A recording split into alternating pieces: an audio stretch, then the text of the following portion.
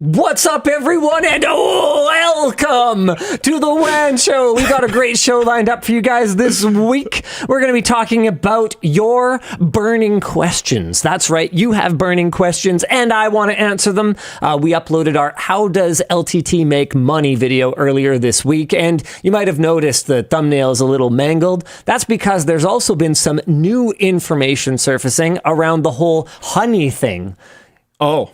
It's all about the money. It's all about the honey, money, honey. We've got a lot of great topics for you guys, so we'll be answering some of your questions. We're also going to be talking about 23andMe filing for Chapter 11 bankruptcy protection. Who could have seen this coming? Who indeed? Perhaps a officer of vision somewhere. A chief of some sort. What else we got this week? You stole one of mine, but I figured it out. The AMD says RX 9070 XT sold 10 times more than predecessor in first week. Wow. That's I don't know what's more nuts. impressive. How many they sold of the 9000 series? Or how few. Let's go on. Rough. Also, the HaveIBeenPwn'd guy got pwned. Oh, Troy Hunt. The hunter has become the hunted. This is honestly probably good for everyone. We'll discuss later. I'll just leave it there. I'll explain later.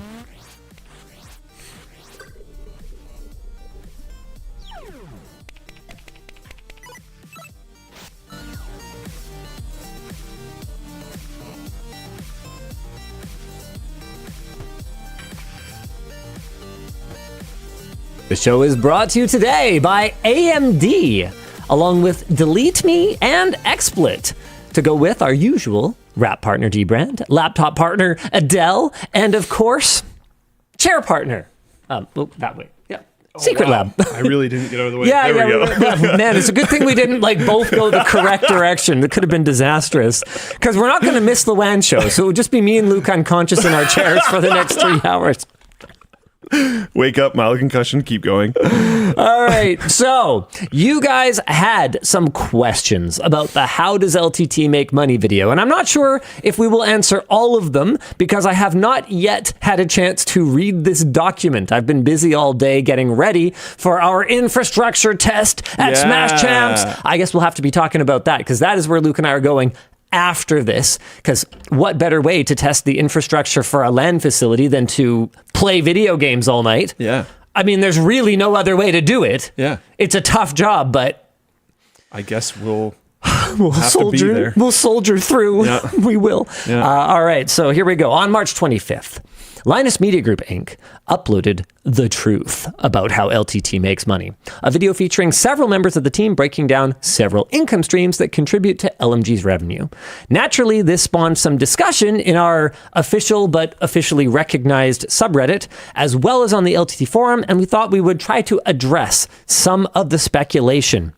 Speculation number 1 from u/JustNnick attempted a breakdown showing that they did the math because they're able to see our Floatplane subscriber count and the percentage of the chart that was Floatplane and extrapolate from there, guessing that our revenue number is somewhere between $32.6 and $65.3 million. Elijah responded to the post saying, "All I will say is this. If it was this simple to figure out the number, we probably wouldn't have included that in the video. There are several factors not taken into account. Also, the range you just gave was fucking massive LMAO." However, I will add to Elijah's response that, yeah, it probably is somewhere in that range. There's factors to it that help it be higher, and there's factors to it that help it be lower. One of the help it be lower ones is that I don't think this person factored in OG subs, which are actually $3. Yeah, and we have a fair number. How many OG subs do we have? Quite a few. Like I don't know hundreds the or number thousands? Not hundreds. Okay. Definitely not hundreds. A lot more than hundreds. That's too bad. And those $3 subs really... wow, do they ever not? They don't cost us money. We make money off of them. Yeah, but they don't add up as fast as the other ones. The other I'll tell ones you that much. just do a lot better. Yeah, because it's like delta over your costs, right? Yes. So when it anyways, I don't need to explain that. And the $3 subs also have more overhead associated with collecting that payment because every payment has a fixed cost as well as a percentage of the overall transaction. So yeah, a higher percentage of it is like transaction fees and stuff like that. So like it doesn't even make it to us. It just goes to PayPal or Stripe. Basically, with how much you pay in fees and taxes and overhead, you might as well just not even run it. Why am I even here? You know what? just pitches the headphones. Another thing that I would say though is we lowered the range a little bit there, but another thing that I would say to increase the range is that we're not the only creator on the platform, and there's other creators contributing to that pie. Yeah. Some of them very significantly. So yeah. DankPods has sorry, I had quite a few subscribers. I had something upside down stuck in my throat there. There's actually a decent amount of creators on Floatplane that I like just really actively watch their content on Floatplane. Yeah. Which is like kind of sick. Well, yeah, because Floatplane's kind of cool. Yeah. And I mean, you don't have to subscribe to all of them. Yeah. Do you? I have. Do you? Yeah, really? Okay. Yeah. If I follow a channel for technical reasons, I won't pay for the sub. Okay.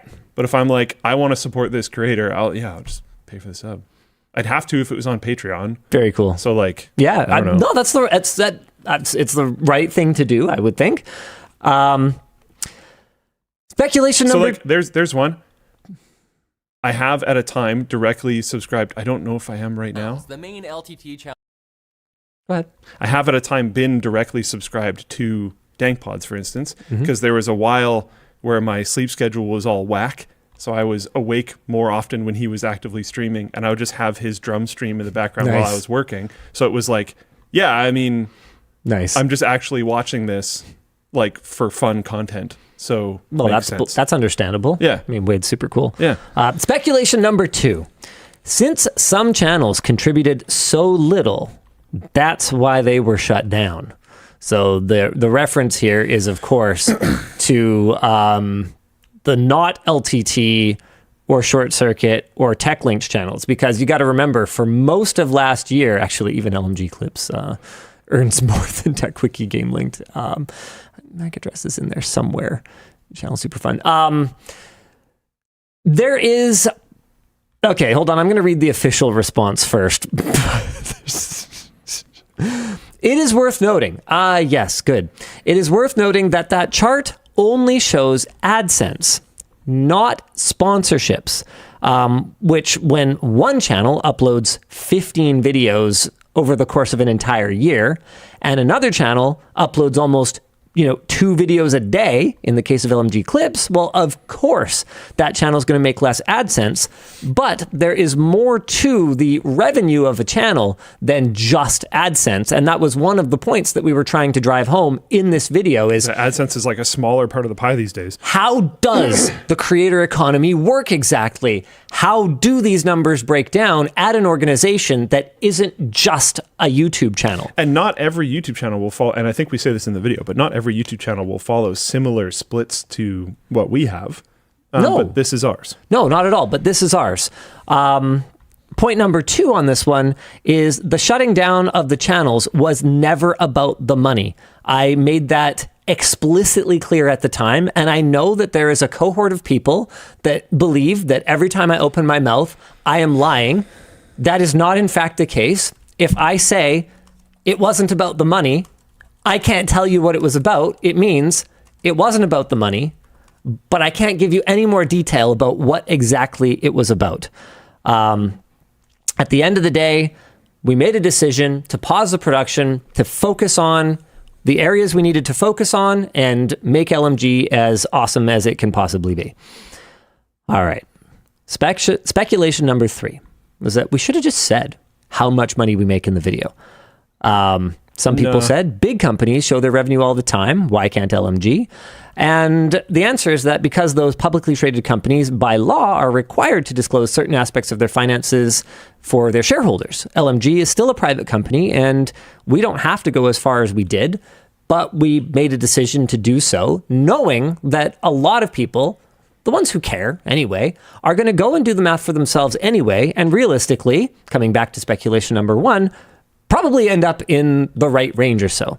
The thing that you guys don't know, of course, is what our expenses look like, what our overhead looks like. We have probably higher than you think. We have over 100 people on staff. Like we went from, I think in our first year, our total revenues were, I'm a little rusty on this. It was under $1 million though. Our total top line revenue was under $1 million in our first year of operation. And nowadays, I'll say this. Oh, okay. How do I not get too specific? More than that. Nowadays, depending on which period it's for, there are regularly pay periods where whether it's with expense reimbursements or whatever else, I'm going to keep this fuzzy, and that's intentional.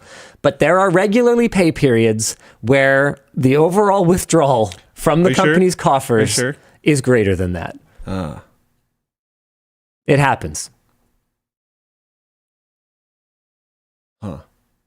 Sorry, by pay period. Sorry, I mean a monthly. Back then, we paid on a monthly basis. Okay.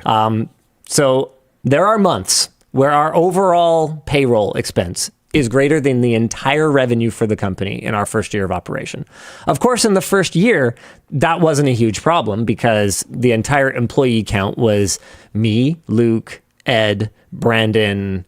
Brandon didn't even start January 1st. No. He started in like April or something like that. Yeah. Was it just the four of us after 1 year? Or had we added... Were we in the new house before the end of the year? We were. So... Oh, do you want to hear something scary? It is almost Colton's 10-year anniversary. Think about what that means. When did Colton start? Right before we moved to the office. Wow. Look at his face. Look at his face. I was analyzing something that happened, and I was trying to I was looking at something, and I was like, okay, we shouldn't do this anymore. And then I was thinking back to myself in a similar role in the past. Yeah. Because I was like, how should I address this? And I was like, well, I've done this thing that we shouldn't do.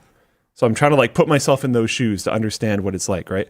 And then I had the thought of that was 9 years ago. Because it was 2016. I know. Because I split off to do Floatplane stuff in 2017. I know. And I looked at the date and I was like, Dude, what? Dude, it's wild. Dude, it's wild.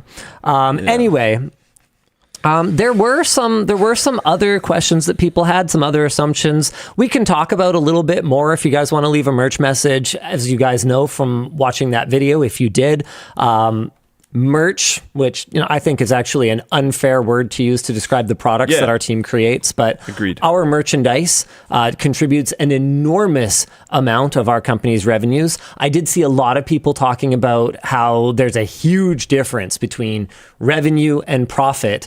And I will say, before anyone bothers to ask this one, there is a very good reason that we don't get into the profitability of each of those segments of the business. And the reason is that we actually can't, really, at least not without adding a bunch of completely unnecessary administrative overhead.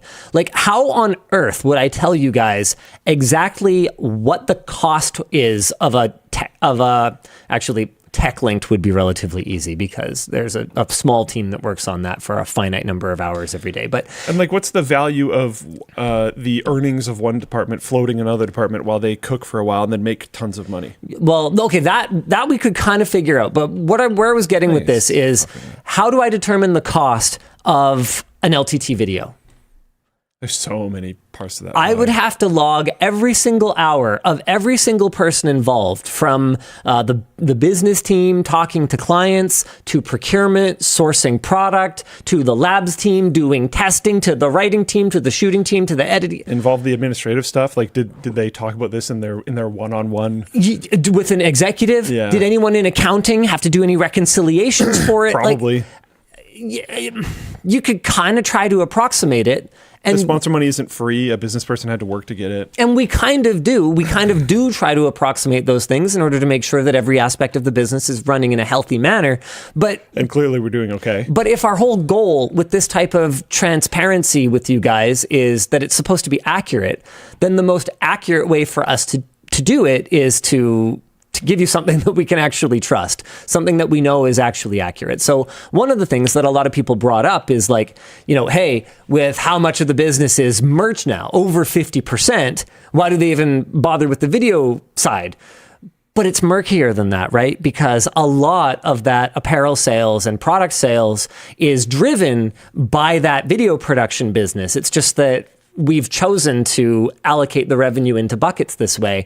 There are easily other ways that we could allocate it. Like if we created internal tracking links that we put under every single video, we could potentially track merchandise sales right back to individual videos, and we could have like a P&L for every single video production that we do. But then, we're going to have a team that sits there and runs all of this stuff, which a bigger business than us, if we were 250 people or 500 people instead of about 100-ish, might actually make sense for us to continue to, optimize and continue to do better or whatever. But right now, we're too busy doing stuff to analyze it to quite that degree. Another question that came up before you guys bother to send a merch message for this one is, hey, Linus, with how little of it is actually, here, hold on, I'm going to see if I can find the pie chart.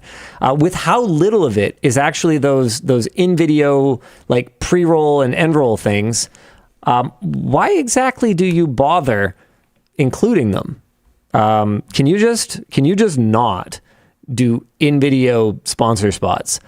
It is a good question, and it is something that I have considered. But what I will say is that you got to remember, guys, this is revenue. 9% of the pie really isn't nothing. So if we were to take 9% of this out, this is a very low cost aspect of our production, right? So we would be losing 9% of our revenue, but I'm just going to look at all the rest of this stuff. AdSense, sponsored 9% projects. is a massive section of the pie to just cut out. This is probably, other than pasting affiliate links under videos, this is probably the lowest lift part of this entire pie. So you're not really asking us to cut out 9% of our revenue. You're asking us to cut out effectively 9%. Like, you're effectively asking us to cut out that 9% of our revenue that was almost pure profit. Yeah, that slice is much closer to profit than practically anything Whereas, else. like, if you were to look at something like CW, right? Like, a huge chunk of this piece is just COGS, cost of goods sold. Like, it accounts for absolutely nothing other than us buying the product before we sell it to you. Huge. Then you've got, tooling and development. Then you've got, human resources. All of our products are designed here in Canada by our team here. So it's not like we're using just like cheap overseas labor and we're just like silk screening our logo onto a screwdriver or something. Like it's not like that. We're doing real design work. There's also, because of the famous Trust Me Bro guarantee that for whatever reason turned into a scandal, a significant amount of cost here in returns. There was a reason. Oh, there's a reason, but the reasons are far more complicated than just I know, you just try to slip that in all the time. And I do. You can trust me, bro, about that. Oh man. The point is that is a significant cost that we bear here. So if you were to say, okay, Linus, stop doing Creator Warehouse, I don't know this off the top of my head, but I will say with some degree of confidence that the actual profitability of this is probably not that far off of this. Yeah. With that said, I mean, you could kind of say the same about AdSense, right? Like these aren't why don't we just turn that off too? Yeah.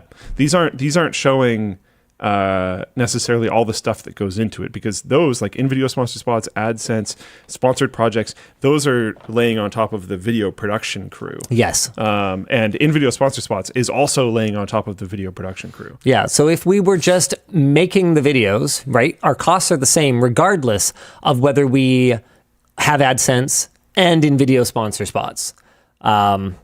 So I have thought about it. I have never gotten as far as discussing that as a possibility with the rest of the team. Unique username says, now I really want a profitability chart, but I can't. because there's so many resources here, like our talent and culture coordination team, HR, like our HR team, our accounting team. How do I allocate them? Like the accounting team does work for like Smash Champs sometimes. Do they log every one of those hours in a logbook? Does somebody audit that logbook? Like, come on, we don't need to do that. We don't have time for that. That's one of the major. Some of it kind of does work that way, actually. Like, yes, I know some does. Yeah, some of the development in particular. Yeah. However, those are contractors. That's a workflow that contract developers are like kind of used to. Like that's just part of it. How it works. When you're just an employee for a company that shares all the same ownership team or ownership group, there's no good reason to do that unless there's like, unless we're trying to kind of root out waste in some way. Like, hey, is this project not making sense? Because we're like really spending a lot of time on this. Like if we're kind of doing an investigation, then I would say that we would get into logging stuff like that. But just in terms of day-to-day operation, no, I don't think we would. Feel free to, anyway, like I said, feel free to send some more merch messages if you have more questions. We do have a discussion question here from Elijah. Can Elijah have a raise because he did such a good job with this video and now knows how much the company makes? Okay, so two things, Elijah. Number one is no, you don't know how much the company makes. We already talked about that because you only see the revenue. Get wrecked. And number two, no. Get wrecked. Or maybe, but I'm actually not in charge of that. That was one of the big... Hasn't been for a bit. That was one of the big reasons that I wanted to let go of the leadership reins, because the reality of it was, while I've talked about this in the past, I could be CEO of the company. I didn't have time to really know what everyone was doing, how good of a job they were doing, did they deserve a raise, and then also be the primary host and that creative energy guy and sit on this podcast for 3 to 4.5 hours a week and like all the other things that I do. I didn't have time to do a good job. And so I'd be in these like annual reviews where we're talking about compensation, and it got to the point where I was like, if we get any bigger, I'm just going to be going on gut feel, which is not okay. That's not good enough. And so, no, I do not determine Elijah's compensation. How has that been? Has it felt like a good... Because I know some things... I don't know this. I suspect some things you had hoped to let go of and probably weren't fully able to, just because it is how it is, not because someone wasn't doing things correctly. But I know that you were able to let go of. Has that felt like a weight off? It's been hard, because there are cases where I've felt like I want to be involved, but part of letting go of something is that you have to actually let go. And the second that I have someone come to me, like let's say you came to me and you were like, hey, I'm not happy with my compensation. The second I took that and I put my finger on the scale, now I'm basically in charge of it again. Yeah. Think about it, right? Because the second you do that, someone else is going to do that. And then someone else is going to do that. And then Terren's going to be sitting there going, okay, well, what is the point of me even putting together these performance metrics and these reviews and these management layers and this budgeting? Why am I even doing any of this if Linus is just going to come in and say, oh yeah, well, like Luke's kind of my buddy outside of like the work that he does, and do it this way. Like he's blonde, so like that's cool. I mean, that's a problem in its own right. Yeah. But like he's sexy, so right? Like it's ridiculous. So it's probably good that you don't do those things. So look, and it's one of those things where Luke's and my relationship is particularly complicated because we are friends, and he has talked to me about his compensation. But what I have to do is I have to basically say, okay, I am taking off my company hat, and I feel like, and you can correct me if I'm wrong, I feel like I have given you, from the benefit of my experience, friend advice that is not necessarily aligned with the corporation's best interests. I would also like to, so I agree. I would also like to put forward that I think I came to those conversations looking for that.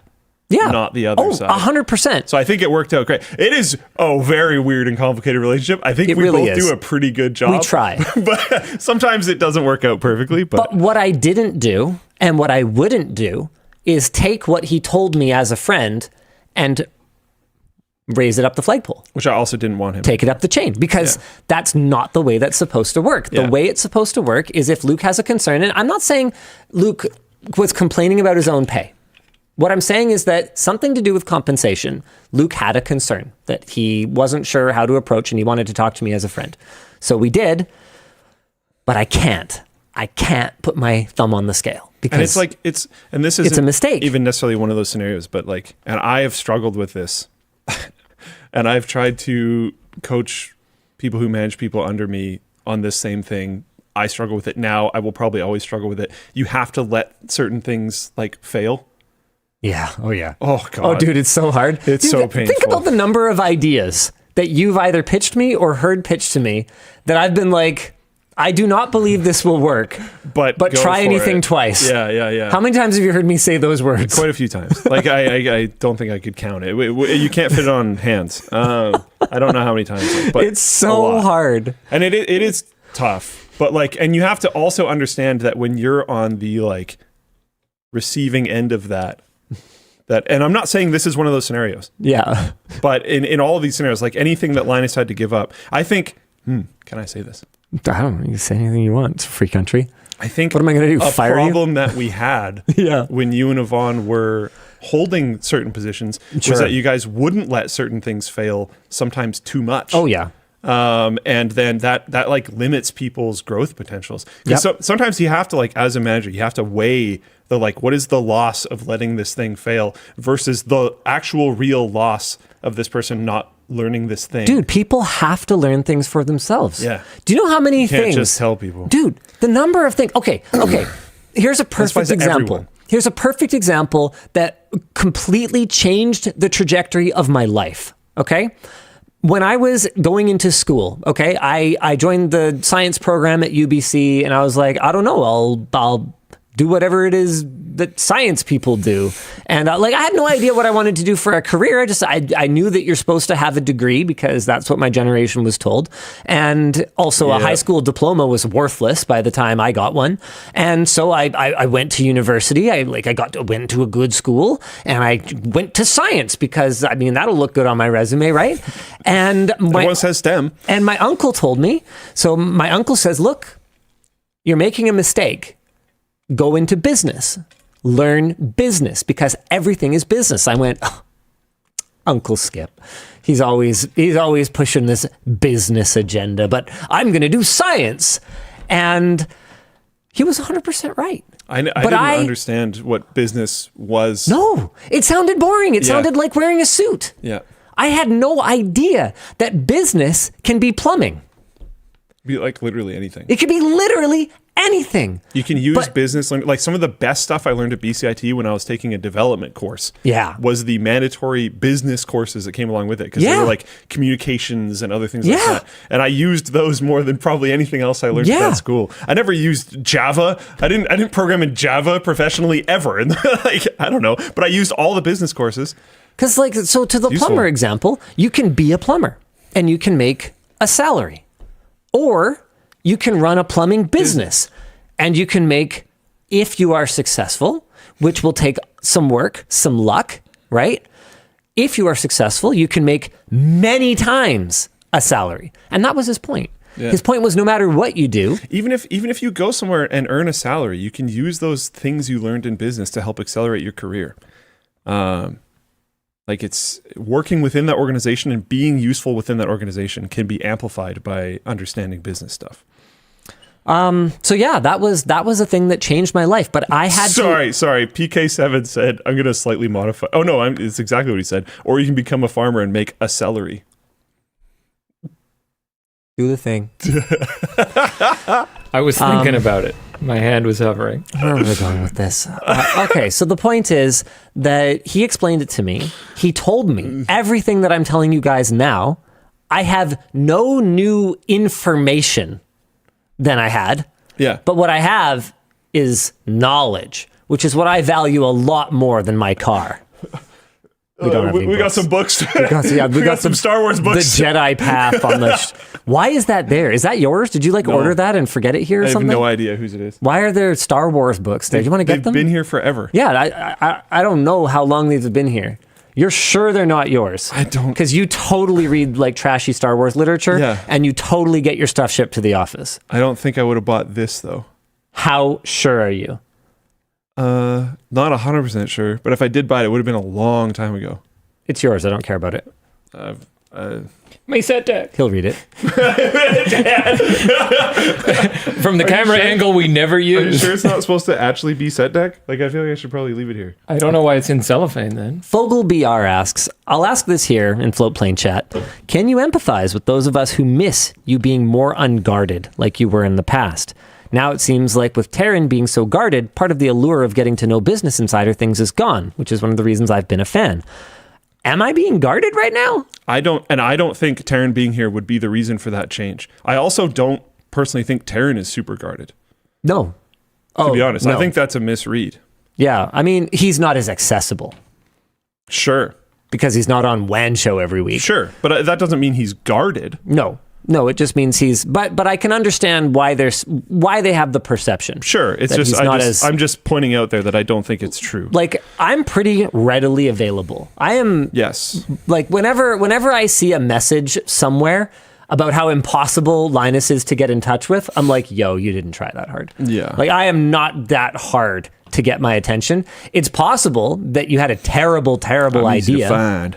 And so I didn't acknowledge it, but I might have seen it. In fact, depending where you put it, I probably saw it. But I'll have people say how hard I am to get in touch with, and they literally haven't emailed the public email address on our YouTube channel. Yeah. They haven't posted on the forum. Like they didn't even try. I've had situations like that before with myself, and I don't even know if I'm as easy to contact as you are, but there's some pretty obvious ways to get a hold of me. There are ones that don't work. Like I do not get notifications for DMs on Twitter, for instance. Your DMs are open? Yeah, but I don't look at them. Yeah, see, mine a little harder. My DMs are not open. Oh, okay. But you can tweet at me. Wow, are you just like too cool and too popular? It's like this guy, man. He's got his Steam friends offline by default because he's just too cool and popular, and people will like want to game with him because he's too cool. He's so popular. Oh my goodness. So I could never like find him in my list. You can just I favorite set you people. as a favorite. Yeah. Oh, so wow. So you think you deserve to be a favorite because you're too cool and popular? You're favorited on mine. Because you're too cool and popular to be ever online. I don't search for you. I see how it is.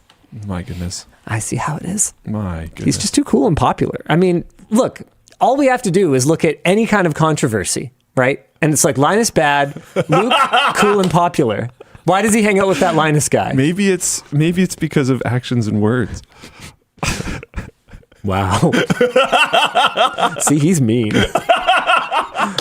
He just does it with a big smile. So you're all like, oh, Luke, he's so fun. That was mean. He hurt my feelings just now. No, I don't have feelings. I'm a narcissist.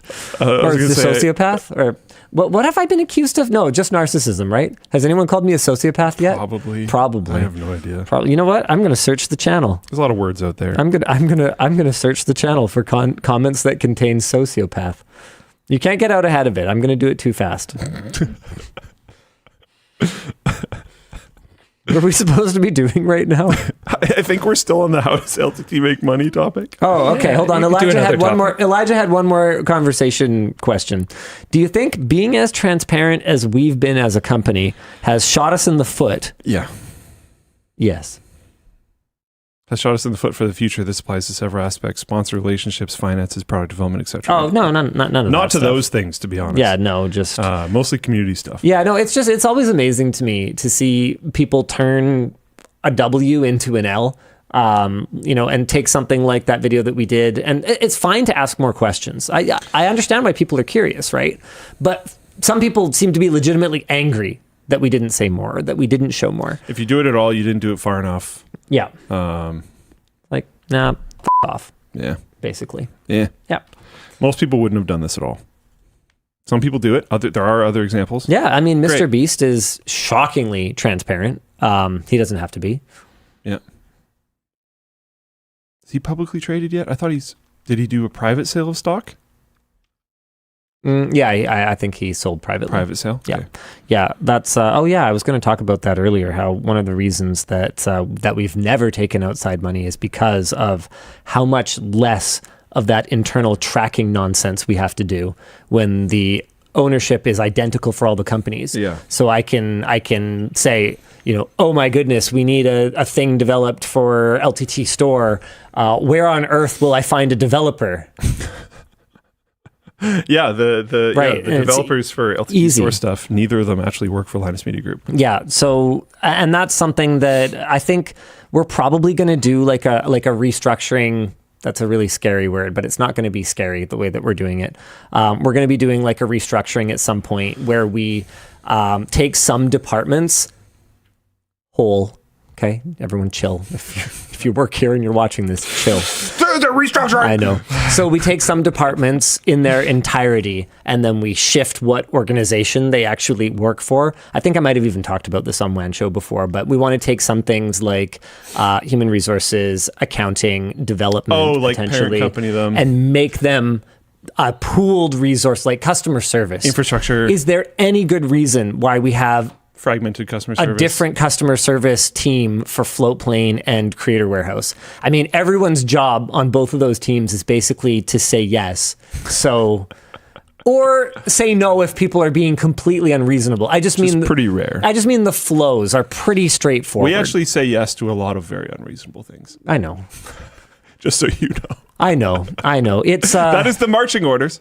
I had a long conversation with another creator many years ago about how obviously, we'd be in a position where regardless of our stated warranty policies, we'd be insane to step out of line in any way. Yeah. And, this long conversation was very well understood by the other creator at the time. And I don't know, somewhere along the line, someone got confused about it at some point. And we had the trust me bro controversy. But we'd be insane. I mean, look how explosive things are when we actually don't harm anybody. Yeah. Name a name. Name someone who didn't get warranty coverage on their backpack. Name a name. Me. Really? No. Really? All my How many carabiners free are backpacks do you have? 2. 3.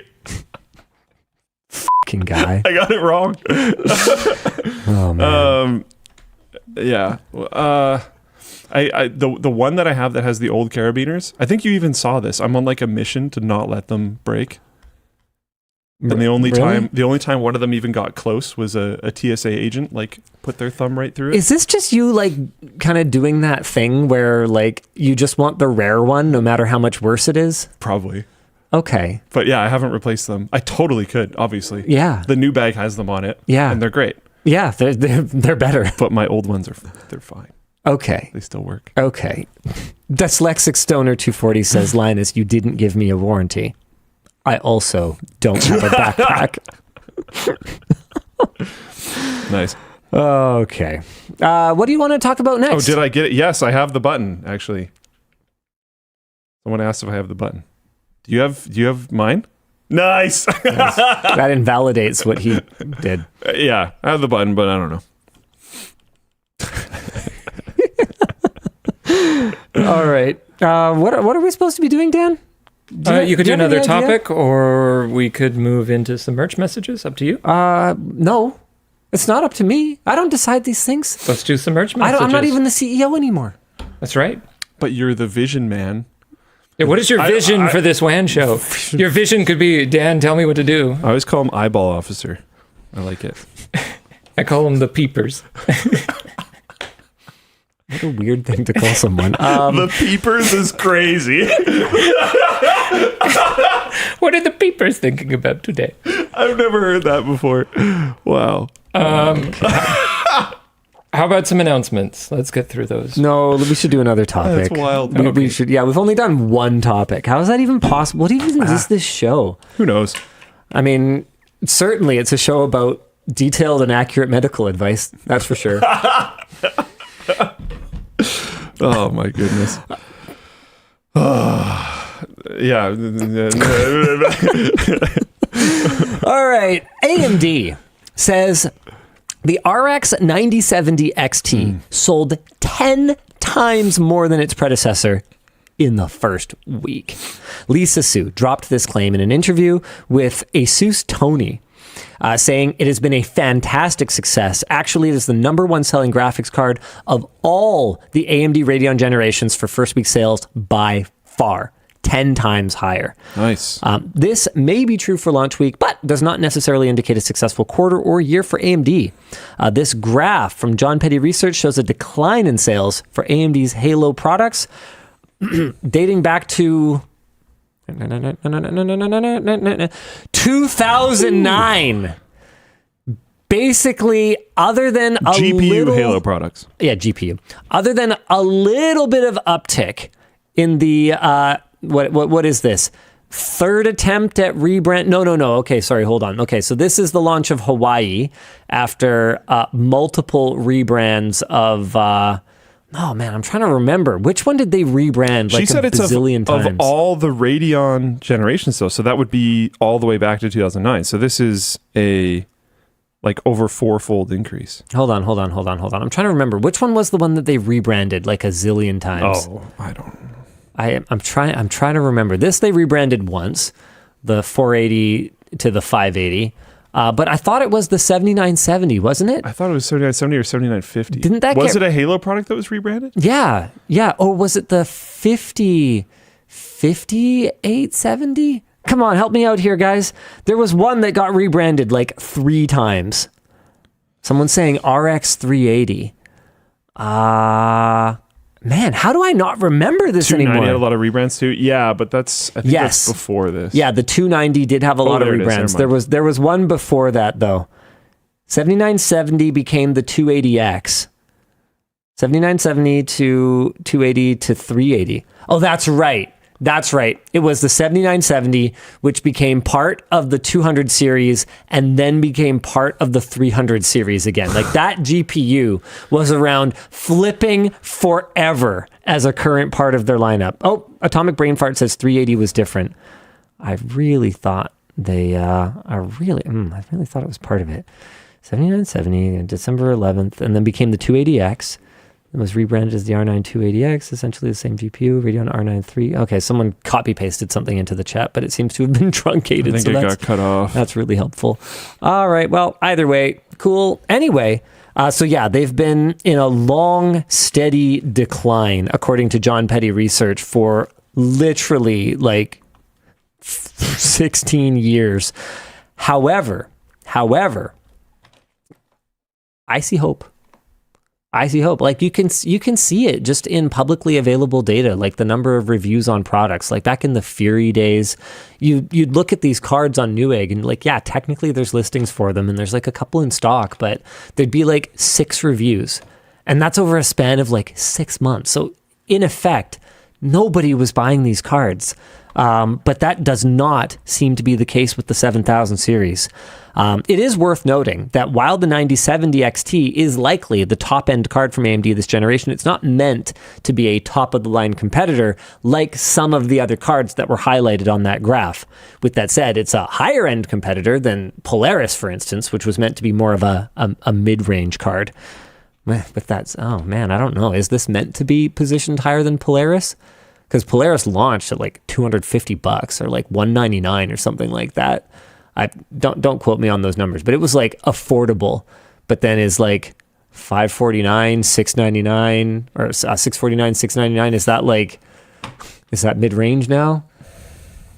I think disgustingly kind of. I didn't just hear that sigh. I felt it. Yeah. Anyway, it actually bothers me because low range users have kind of been priced out. The 60 completely. series, so there's kind of 2 things that have happened at the same time. One is the prices of graphics cards have massively ramped. Another one has been that I don't know about you, but when they first shifted to talking about 60, 70, 80 kind of series cards, we're talking about after the 9800 series. Sure. So starting with the 200 series of cards, the 60 series was it had a lot of focus, I feel like. generally one price to performance. Like it was a very reasonable card to get. It was pretty solidly priced. It got you a really good step up in generation every time.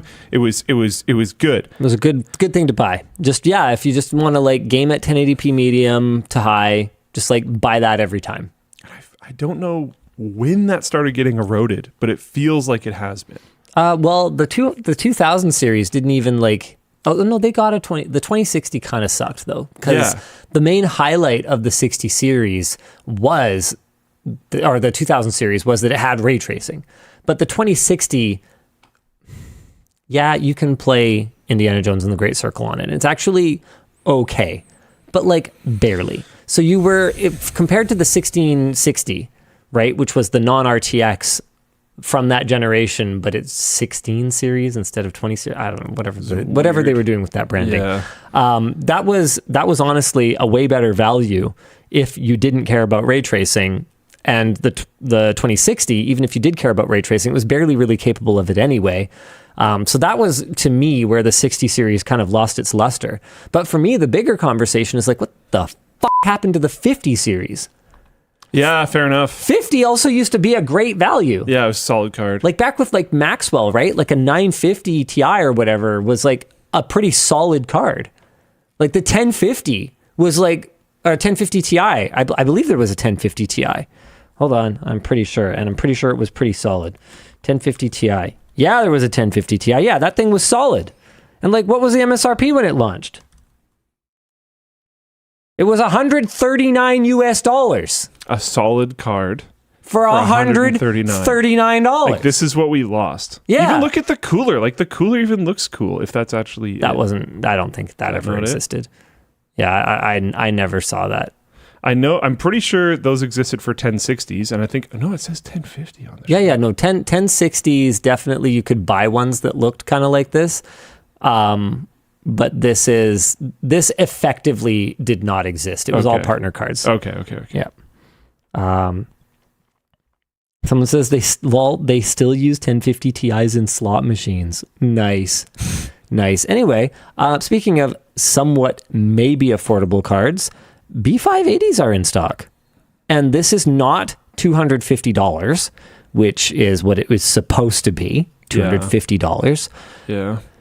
But $90 over MSRP feels less ridiculous than some of the stuff we're dealing with these days. Do you want to have a Labs website feature discussion live on WAN? I would love to. So we've been figuring out getting pricing on the site. Oh, because there's been this the discussion for quite a while now is like, how do we get people, not that we even really profit off of this, but we want the site to be more useful. Getting you to an actual purchasing decision is a very significant form of being more useful. Yeah. So one of the problems that we have is we want to include pricing. We haven't traditionally included pricing. Yep. And we've talked about this. I mean, going way back to the original like roadmap meeting for the Labs website between me and Luke, we've talked about pricing, but it's not there yet. Obviously, but and there's a big reason why a lot we like back when I was testing graphics cards. Every single time in the review there would be price to performance. It was the graph everyone cared the most about. Mm-hmm. It was the graph that like we cared the most about. Yep. Now it's completely irrelevant because the MSRP is just meaningless. Yeah, or it's not irrelevant information. It's irrelevant for us to create that graph based on numbers that aren't real. Numbers that are you're just not going to be invented. paying that price to buy the card, so it doesn't matter. So we're like, okay, we can get MSRP on the site, but like, does that really solve anything? So we're working on. We have one of them right now, a store where they're sending us their information so we can see if it's in stock. We can see the price, stuff like that. Okay. It's not on the site yet, but we have like API access today. We got that from one of them. Okay, and does everyone have that, or like? Seems like most stores do. But not all of them. And is that something that we have to like pay to access, or like what's the dealio? Seems like sometimes yes. Or is there like a rate that's free and then over a certain amount? We're going to try to talk to people because I suspect when we talk to people, it's going to be free. But I think by default, most places that want that type of information are not like public info sites. Right. Okay. There's something else. Okay. So anyways, we'll figure it out. But so far it's been fine. It's been free. But something we're wondering about is like, okay, cool. So we can have some store information, but then it's going to be practically impossible. Like we have a global audience. It's going to be practically impossible to include store information from every single store in the world. Oh, yeah. So if we want to be able to build a price to performance graph, which I would love to do, like, do we do like a bring your own price setup? Oh, interesting. Where like you could plug in, because one thing that I like about that, and I'm wondering what you think about this, is you could do that for old cards too then, because you could put in the used market price. And then you could compare like a used market price 3090. Yeah. Based on your local market, like a listing that you found, you could just plug that number in. Facebook Marketplace in and then you Italy. could compare that against maybe an MSRP card that is out right now and check the price performance based on those numbers. Like, is that interesting? Would you, if you think back to, I don't know, like NCIX era, pre-NCIX era Linus, I would use it so hard. If that's true, should we go that I'd use it super hard. I think we should. It seems cool to me, but it takes development time, right? So yeah, we have to balance against like what else could we do? I think we'd probably have to have both. I think you'd have to have a default, because realistically, something like, depending on whether we're talking Creator Warehouse or LTT, the US market is somewhere between 40 and 65% of our base, right? So yeah, like US is you most probably of just it. default to USD because it kind of works for any market that derives pricing from USD MSRP as well, like Canada. Yeah. Like Canadian pricing for consumer electronics is almost without exception just US pricing times the exchange rate. There are industries that don't operate that way. Mobile phones, for instance, will have their own Canadian MSRPs, sometimes game consoles. But when it comes to the IT industry, almost all of it is purchased in US dollars. So it's just marked up from whatever the cost is in US dollars. That's just how it works, because almost all of it is imported through LA. McBain asks tariffs. Tariffs are a completely separate conversation from that, because aren't tariffs usually slapped on in cart? Well, Canada doesn't have any tariffs that's not how on electronics that are imported from China through the US. Yeah. So it wouldn't matter. So basically for the US and Canada, you would just have to convert to your own currency to get an approximate idea of what the price to performance would be. For stuff like Europe, man, it gets really complicated though, because like they do include their taxes in their pricing, and like over here we don't. And okay, would the idea be potentially to try to have like at least one store partner for like the top few currencies? I want to have ideally like a bunch of them. Oh, okay.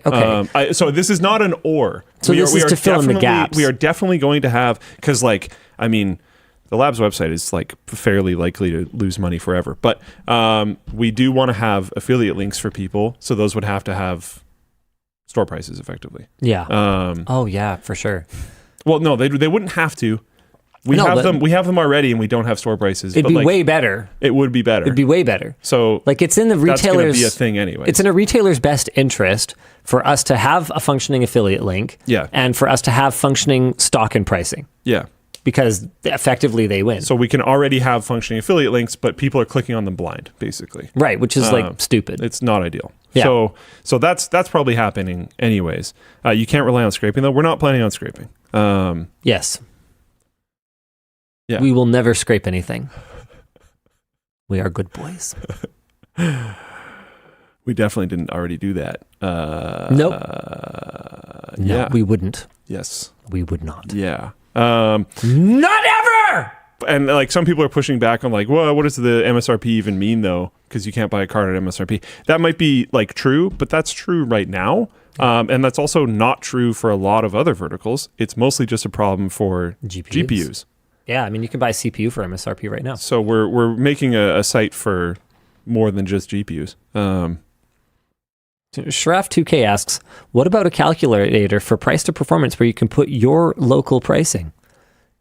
Yes, you're all caught up with the conversation. What a great idea that we were in the middle of. I love that. That's fantastic. I think this was like Liam's idea or something on the Labs Web team. But yeah, that's I think it's pretty sweet. There's been a few other like interesting ideas on how we can deal with like pricing stuff on the site, because we're trying to yeah, make it useful, make it good. Angry Panda asks, why would you not scrape? Well, it's against the terms of service to use the data on people's sites in ways that they don't authorize. Some of them, not technically all of them, but yeah, some of them though. Most, I'd say.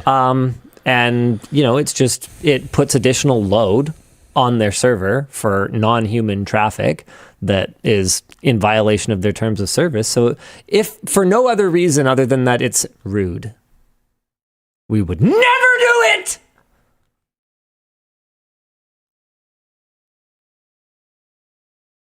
Floatplane's a different company. Yeah, Linus Media Group would never do it. Sorry, something in there. Okay. Anyway, yeah, no, that sounds super cool. I would want it populated with something by default, and then I'd want to have like an override. Okay, riddle me this. Not sure how it would look. That's one of the things we're working on. Could we implement like a high-low median of eBay sales prices? Because that would tell us what is readily available secondhand. We're still learning how to do a lot of this stuff. Like I'm talking about, we got like a pricing thing today. It's super far from landing on the site because we're probably not going to want to land it on the site with only one partner. So we're probably still waiting to go through like communication negotiations with other partners.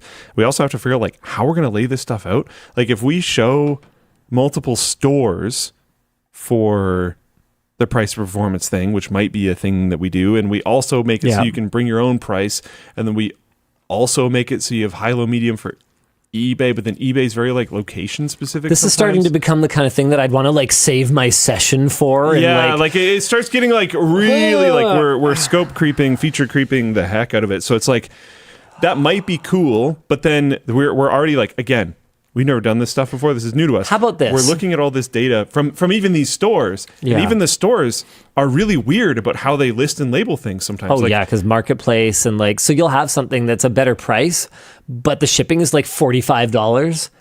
It's like when we were looking at Amazon at one point, I found a SSD listed under graphics cards with like the specs like smashed into each other, sort of like some of them were GPU specs, some of them were like, you pull some really weird data out of there. So we have to try to figure out like how to match this up with reviews on our site and all these other things. And like there's that, I think it's more complicated when you go to somewhere like eBay. I would love to think that you could kind of crowdsource something like that, like like valid links to the right part number.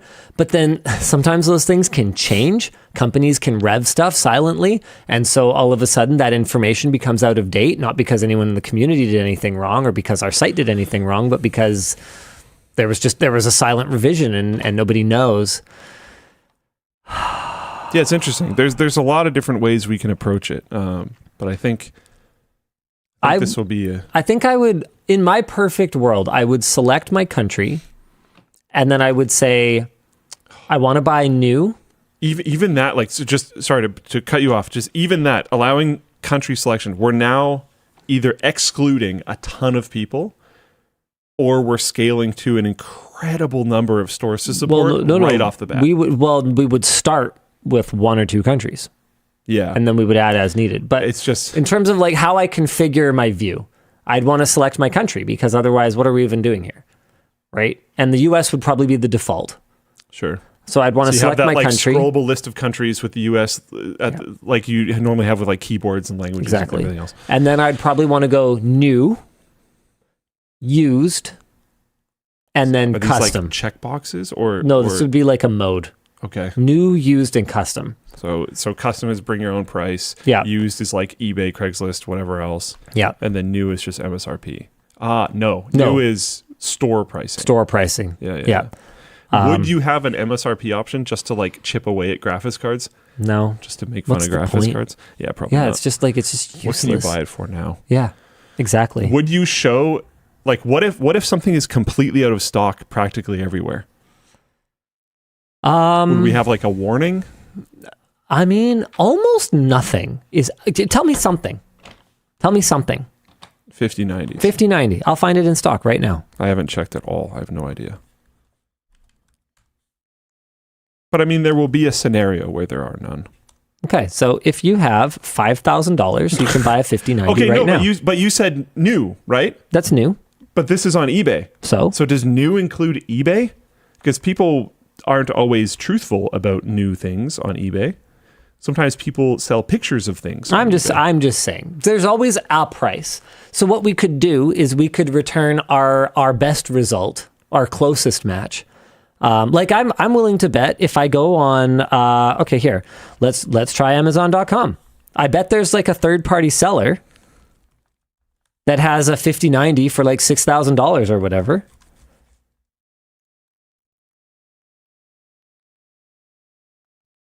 Here we go. Add to cart. One left. $4,000. 5090. Boom. I'm not saying you should buy it. I'm just saying you can. That's such a yikes, dude. Was that American Amazon? Oh yeah. You better believe it, buddy. That is like, wow. What does that actually work out to? So an additional $450 per $1,000.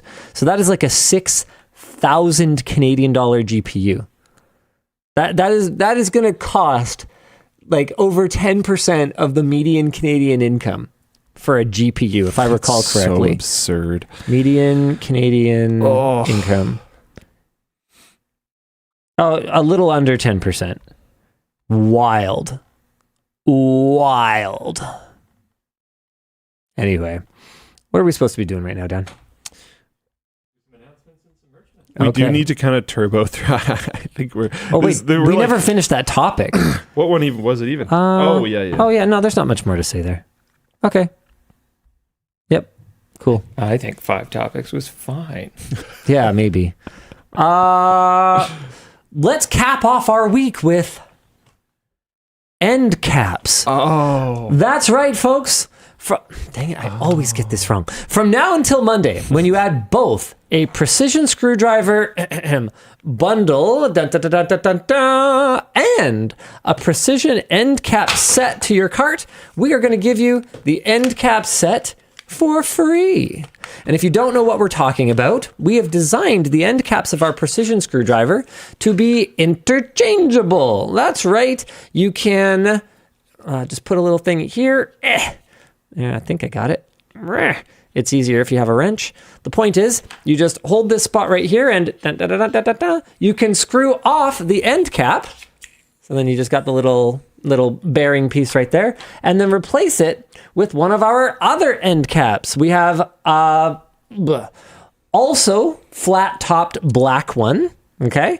Oh wait, what's going on here? Would you call that color copper? Not really. I don't know. Maybe orange. Orange. And then we also have a concave one and a convex one. So if you're the kind of person who prefers to, put your finger like this, you might prefer the concave. If you're the kind of person who wants to kind of palm it, then you might prefer the convex. I think what's the default? Is the default flat? I can't remember. Checking right now. Oh man, they've like changed all of these. I think. Yeah, but I'm checking the store listing. I think the default is flat orange. Yeah, the default is flat orange, and then it also comes with a matte black flat top one. So anyway, you get an end cap set for free. So not only do you get so not only do you get a 10% discount or $10 discount by purchasing both a precision driver and a bit set, so that's for the combo, you also get another $10 value with the end cap set. That's $20 of value. The deal is available now until Monday, 10 a.m. Pacific time, and it will automatically apply if you add the precision screwdriver bundle and end cap set to your cart. There's also some updates here. Quick Floatplane update. Dan, do you want to bring that video up? Sure. Dan and Smash Champs general manager Jim Pang did a little tour of the currently soft launched Smash Champs. It is now up as a Floatplane exclusive. Dan may have struggled a little bit with the name, Sisyphus. But other than that, absolute banger. There you go. You can watch from 7:55 and stop after Sammy says, "One must imagine Dan happy." Do we have audio? Whatever that means. Where are we? Other things that people do at a gym. Look, Sammy, I'm syphilis, or whatever that guy's name is. One must imagine Dan happy. We have a towel service now? Okay. My goodness. You can watch the rest of it at lmg.gg/floatplane. In other Floatplane goodness news, Sarah whipped up a new design live on stream this week. With suggestions from the chat, they've created Derpy Dinos Volume 1. And yes, it is exactly as adorable and silly as it sounds. What am I looking at here? Did we get to see it? Wait, is this it? Did we get to see it? Streams with Sarah Art Print 3. Streams with Sarah T-shirt Oh, there's a drive 3. folder link that I don't have access to. Nice. Oh boy, I bet I don't have access to it either. I do not have access. So cool. All right. So cool. I will throw that on. Okay. Dan's working on it. Sarah's still doing some last minute touches like shading, but the outline is final and you can expect to see that by the end of March 31st. Also, if you remember the Content Cosmos... that is cool. super cute. They're not derpy. They're exactly the way God made them. Derpy. That's fantastic. Do they all feature bread, or is it... I think that's a Cupcakeosaurus over on the left there. Oh, okay. And Baguette-a-dactyl at the top. Yep, I got that. There's a Floatplane in the back right. There's a... I don't actually see any bread on the like weird bird velociraptor Are there thing. like gingerbread men? Okay, yeah. Where? Yeah. Where? Just above the rock on the right. Oh, yeah, okay. Oh, no, I see those. I'm just wondering about the bird raptor there. Yeah, the very bottom middle one. Unsure. Also, is that little chicken and the egg in the bottom left like growing out of a loaf? Oh, I don't know. maybe. Unsure. The missing link. yeah, for sure. That's how that works.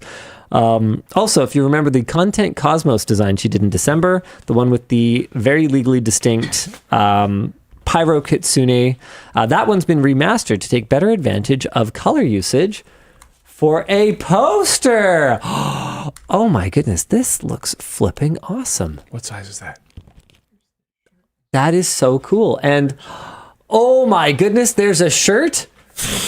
There's a color shirt. Oh, dude, that's fire. That is like actual fire. It's super cool. Super cool design. Anyway, both the Derpy Dinos shirt/poster and the Content Cosmos poster are available until April 14th at lmg.gg/streamswithsarah. And hey, just to That shirt isn't available though. Just to sweeten the deal, the very first print of the poster is signed by Sarah, Dan, and Sammy, and one random buyer is going to get it included with their order. It's marked 1 of 1 on the back. Also, yes, by the way, Derpy Dinos will get a remaster too. It's just taking a bit. Art takes time. It actually like has a value because it actually does take time. That's how these things work. Well, what? No, people think art should be free. Do they? It's not. Yes. Okay. Dude. Okay. Tell you I what. don't know. Tell you what. Hypothetical. Let's say someone, let's say YouTube content creator, Okay. released an app where you could buy wallpapers. Oh. Mm-hmm.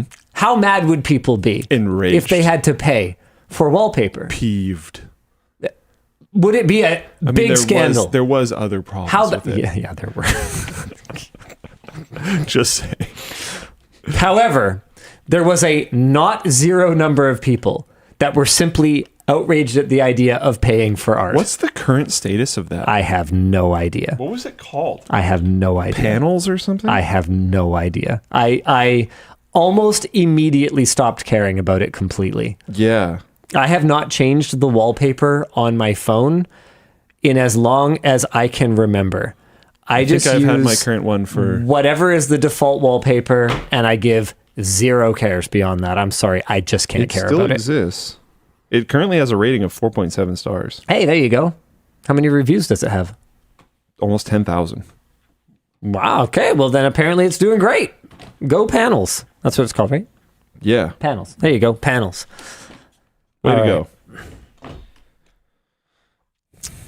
And do you want a couple of merch messages? Oh, right. Yes, merch messages. So if you buy any merch, the best if you want to interact with the show, we don't do Twitch bits or super chats or anything like that. The way we see it, if you're going to throw money at your screen, you should get something in return. So we do merch messages. So all you got to do is head over to LTTStore.com and find something you like, whether it's the precision screwdriver bundle that we were talking about earlier, where you can get a free end cap set, or whether it's just one of our recent products like the reversible bomber jacket. Would you believe that this jacket and this jacket are the same jacket? What? Just one's inside out? Which one's inside out? Ooh, here's a debate. Dan. Yeah. Which one of them is inside out? I think I know. Depends where the seams are. Which one's inside out? I think there's an Well, here, answer. hold on. I've got I think one. the orange one's inside out. I was wearing mine today. So I have it. I think there's an answer. Okay. Which one is inside out? I think the orange is technically the inside because that's where the label is. Yeah. Because you haven't ripped it out yet, so you can still tell. Okay. Now which one's inside out? Boom, boom, boom. I think it's still the orange because I the have knowledge of the label object originally being permanence. Yeah. I think We are evolved the correct animals. The correct hack would be which side has the zipper the right way. Except you do. that our garments are just random. Yep. So that doesn't quite count. So the reason for that is that it's different in Commonwealth and American countries, and in Canada we're fucked, man. We have no idea what's going on in terms of like imperial and metric and like color with a U. Why not both? Color without a U. Aren't we pretty solidly on color with a U? I regularly see Canadians spell it without a U. Regularly. Fair enough. And like most of our spell check is going to default to American English. So it will I have correct it all the time. no color, no neighbor. I'm like I care too much about that, and I suspect most people don't. So that makes sense. Yep, I get it. So anyway, that wouldn't work for that.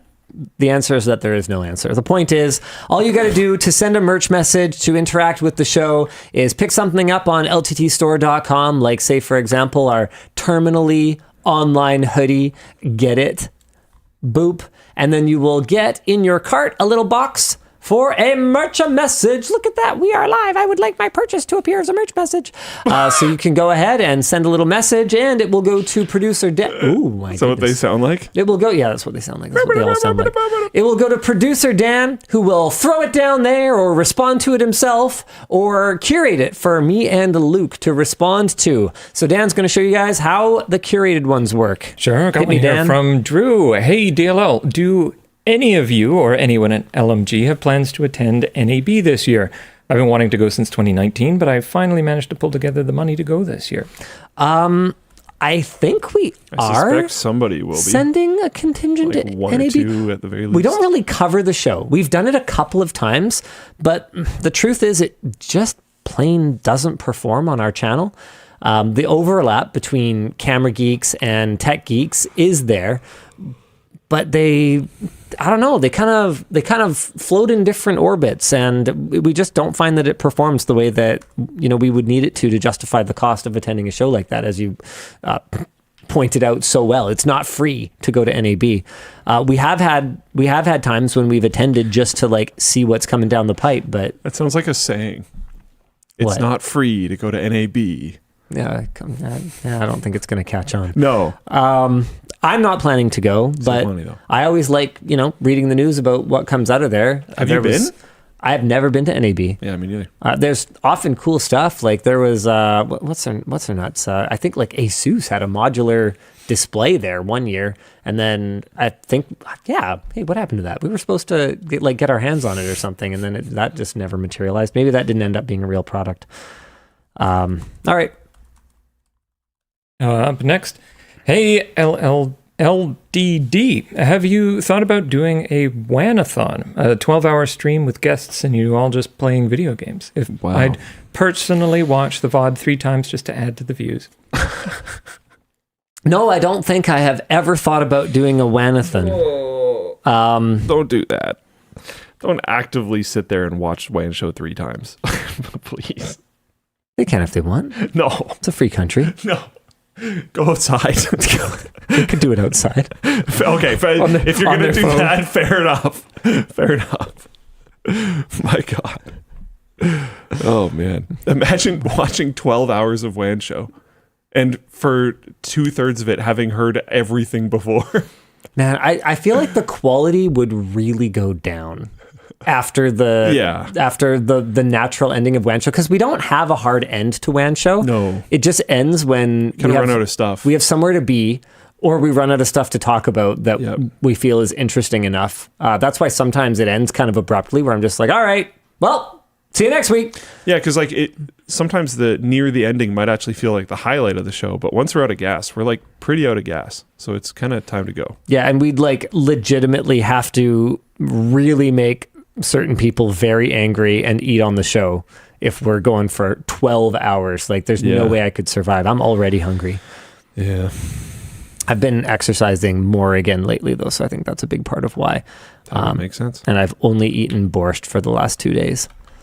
Every once in a while, my aunt does like a giant batch of borscht and brings it over to my house with like a giant loaf of sourdough, and then I just eat nothing but that until it's gone. Nice. Oh, dude, I love me some borscht. Ukrainian style. I didn't know there was a difference, but I'm pretty sure there's a difference. I'm pretty sure. Borscht. Someone said batch of what? So I just repeated it. Borscht. It's the world's most polarizing stew thing. Is it? People either love it or hate it. I don't think I've ever found someone who's kind of tepid on borscht. I mean, feel free to let me know, guys. Maybe the worst word in existence, or at least the ugliest. Yuck. It's the best. It's yum. Okay, yeah. There you go. All right, what are we supposed to be talking about? Yes, it can happen to anyone. Yeah. Okay, you're trying to spin this as a good thing, so why don't I get through the topic, and then you can explain your indefensible position. You will agree with me. Have I been pwned creator and Microsoft Regional Director Troy Hunt has been pwned. In a blog post earlier this week, Hunt revealed on Tuesday that he had fallen victim to a phishing attack in the form of a fake error email that purported to be from MailChimp that stole approximately 16,000 records from his MailChimp mailing list, including the email addresses of both active and lapsed subscribers. He realized his mistake almost immediately, but before he could change his password, the automated attack had exported his mailing list and created a new API key, which, if it had gone unnoticed, would have given the attacker persistent access to Hunt's MailChimp account. Hunt notes that MailChimp does not offer a phishing-resistant 2FA option, and that the attack site simply relayed his one-time password as soon as he entered it. JB, Jordan Block, adds, the entire blog post is an interesting read, though many of the concerns he has about MailChimp's data retention can probably be answered with because spam laws. Okay. That makes sense. That's interesting. Luke's take on this is that it's a good thing. Yep. Go. The phishing, the Have I Been Pwned guy got phished. There's always, I mean, you've had multiple experiences with this. There's always when somebody gets pwned. When somebody gets pwned, there's always the like, oh, but like he does know that. I would have noticed or whatever. Sure. Yep. And it's like, yeah, you know, in this case you might have, but you also don't know the exact scenario that the person was in. Nope. You don't know what was he in the middle? Was he tired? I think it was. I read his blog post, but I read it earlier this week. He said something. I don't actually remember what it was, but like to me, it's like the reason why I don't even remember is because it's not even like super particularly relevant because everybody's got their thing. Like most cases that I know of, and it's not ubiquitous, but most cases that I know of, when somebody does get phished or whatever, it's because they're checking their phone while they're being driven somewhere, they're barbecuing, having a conversation with someone. You were barbecuing. Like there's some amount of distraction. There's something going on. I was in the middle of like a family barbecue. You probably, Troy, many other people, they get too many emails to be fully paying attention to every single one they ever receive, and like pixel peeping every letter. Like it's just not really going to happen. So I think this is a pretty good counter to the like, oh, but it wouldn't happen to me. It happened to Troy freaking Hunt, man. So your argument is that it will help destigmatize getting pwned and making it so that we talk about it more, which will spread awareness of pwnedness. Yeah. And a lot of the comments that I've seen so far are actually like, oh, wow, it happened to him. Cool. Which I think is like a good takeaway from this. It's like, yeah, I mean, it happened to him and I wouldn't shame him for it. The stuff happens. And like we have training now here and all this other kind of stuff. It's still possible that it could happen to us. Hopefully the training and whatnot will reduce the amount of times that it happens by making people more aware, but you're never going to be 100% on the ball all the time. Now, if someone here fails their training like multiple times, or they make mistakes multiple times and it's the same person, then that starts to be like, okay, like you need to take this more seriously. Because we're going to send out like phishing tests again. We did one, we're going to do more in the future, and if the same person keeps coming up, that's a red flag. But if you make like one mistake, ideally it's on one of the tests, and then you don't make a mistake again, and then we're golden. But yeah, I don't know. I was so ready. I wasn't even going to say it. Then I saw your hand queue up for it. And I was like, I'm in. I'm totally in. Dive for the content. Oh, man. Yeah. So ultimately, I mean, it wasn't a good thing that those people's emails linked. It wasn't like those things aren't good. Yeah, that sucks. Of course. But it like looking at how many times this stuff happens, the chance of those people's emails leaking. I mean, somewhere they could lose a lot more than just their emails. 23andMe has filed for Chapter 11 bankruptcy protection. 23andMe Holding Co. is attempting to facilitate a sale by filing for Chapter 11. The company was briefly valued at $6 billion in 2021, but has more recently been valued at $50 million after failing to turn a profit after all this time. Co-founder and CEO Ann Wojcicki? I've never heard it pronounced like that. I always heard it Wojcicki when it was YouTube. Susan Is it the Wojcicki. same spelling? No, they're sisters. Oh. Or were sisters. Rip Susan. Anne announced her immediate resignation and is making an independent bid for the company. The company intends to keep operating through bankruptcy proceedings and says that customer access to data and subscriptions won't be affected. But will it though? Won't it though? Yeah, but won't it though? Man, I am so freaking not happy about being right that entrusting your genetic information to some Silicon Valley startup is not going to work out, and I freaking called it. I'm got a lot of pushback. I'm still extremely upset with a relative of mine for selling me and the rest of our entire family from now until forever down the river for what? Out of idle curiosity. That is such a stupid fucking reason to do that. I don't blame anyone who didn't know, but in this case, I explicitly laid out why it's a terrible, terrible idea and was ignored. That's different. The Verge has a great guide on how to delete your 23andMe data, so I would recommend you guys check that out. And our discussion question here is, if you were the new owners of 23andMe, what would you do to become profitable? And I think that's I guess I kind of jumped to the end of that conversation when I said, hey, all this data is effectively just, it's out there now. Because the first thing that I would do if I was trying to make 23andMe profitable and I was unscrupulous is I'd just sell the data. Sell it to the highest bidder. Give access to insurance companies. Give access to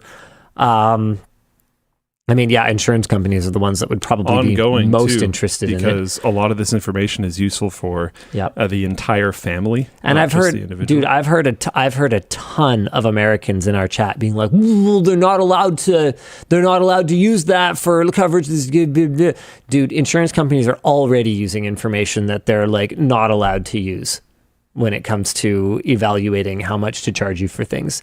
It's just a matter of when and how they're going to be busted and whether your watchdogs are going to have any kind of teeth to fight back when it happens, which right now is not looking good, quite frankly. So, this blows. This absolutely blows. And to be clear, I don't care that 23andMe is going under.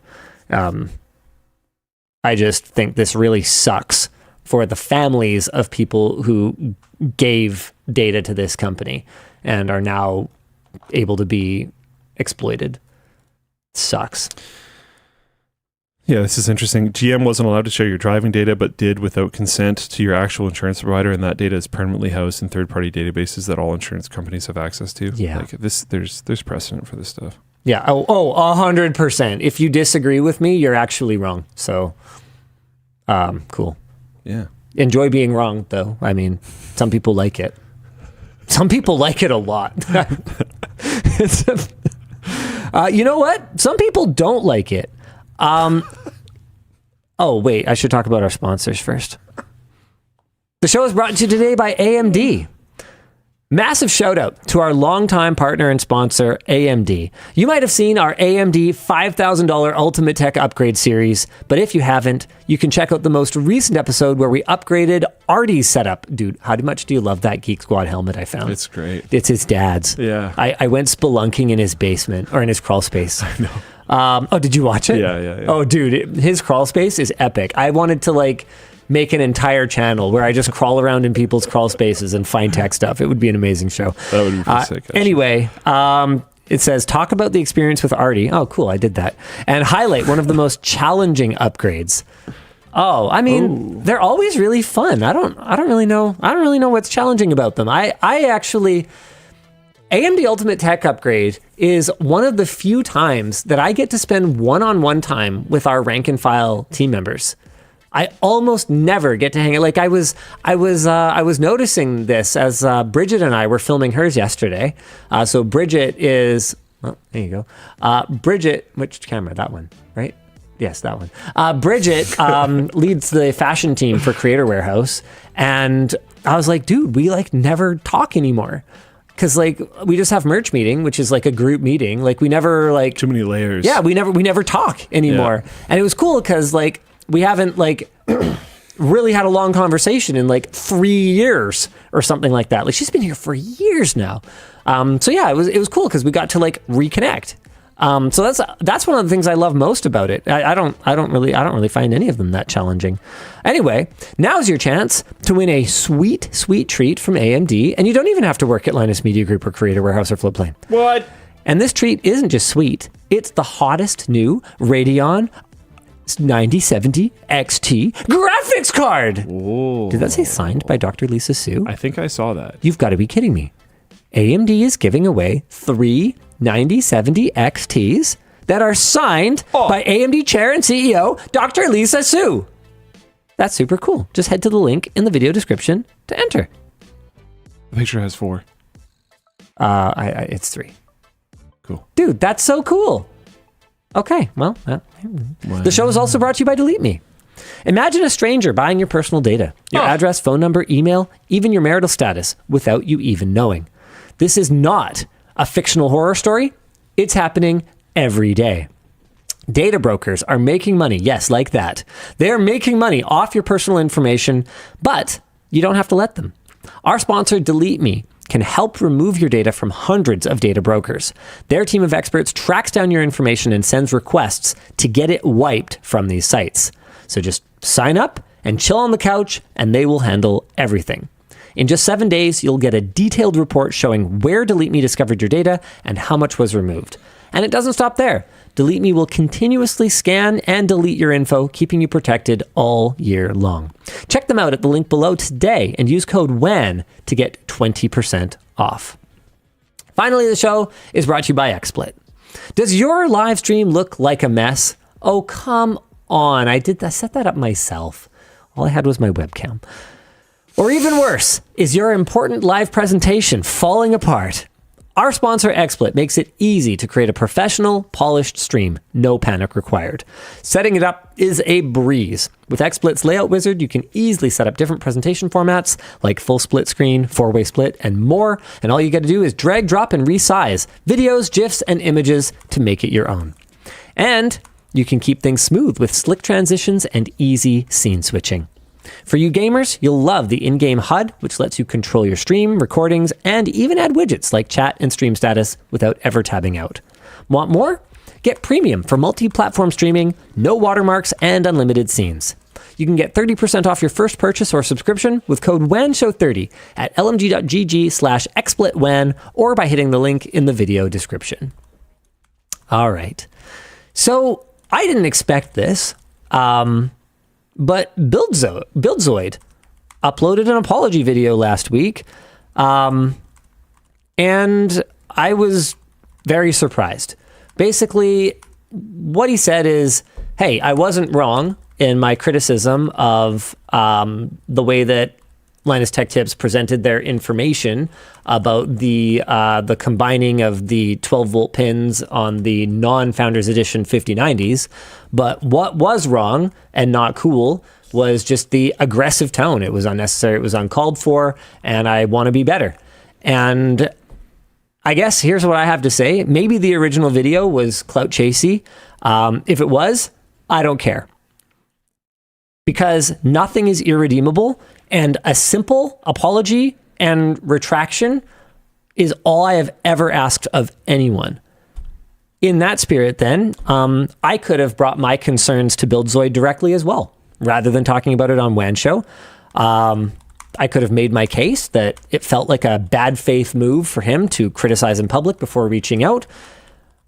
I could have said that. I didn't. And I'm sorry for that as well. I think we can all do better. And I don't know, I guess for my part, I'm feeling just so done with this whole thing where I get shots taken at me and I get held to this standard of perfection in public that I never set for myself, that I never set for anyone else. But like, my baggage here is not his fault. Yeah. That's not his problem. And I got to say, like, his refreshing willingness to take responsibility for his demeanor when his critique was like deep and extensive. When his critique wasn't wrong, right? Yeah. But still taking accountability for just being like kind of a dick about it, though, has restored some of my faith in the ability of the tech media to work together. So, speaking of his critique not being wrong, I was happy that in the video he pointed out that he wasn't going to not critique in the future. Yeah, sure. Which is like, cool. Yeah. That's fine. We don't want to be wrong. Yeah. So like, yeah, I would rather you correct it so that we're not wrong. I would like to update things so that we're not wrong. Yeah, we want to continue to be less wrong as time goes on. Everyone should want to be, like, that's the whole idea with scientific things, right? Is that other people look at it and question it and come back at you with things. So like we do want that. That is good.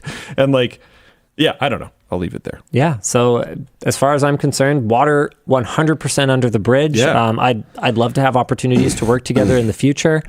And, you know, everyone who speculated under his video that it had anything to do with us sending any kind of legal threat or anything like that, you can go f*** yourself, because I don't think we had any direct communication. No, of course not. Yeah. I don't know, dude. I'm so tired of people making assumptions about us. What if someone was kind of a dick and realized they were kind of a dick and they shouldn't?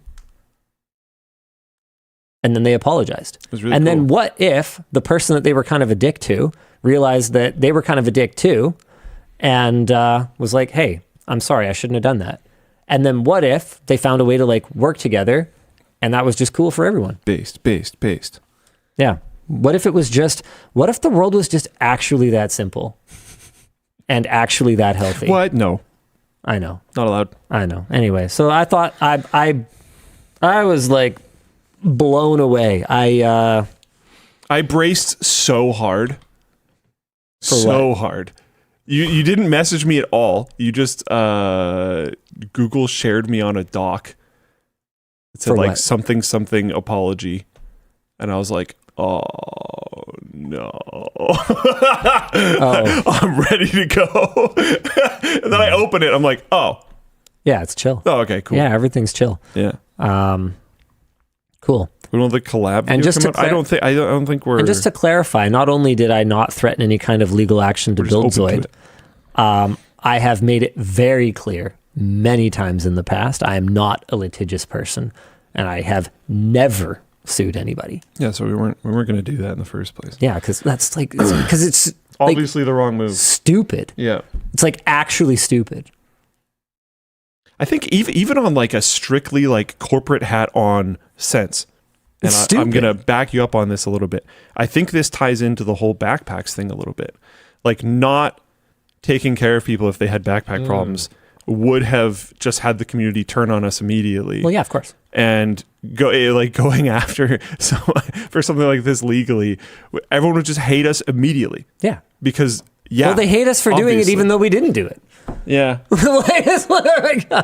How dare you do this thing that I made up that you did? What are you even talking about?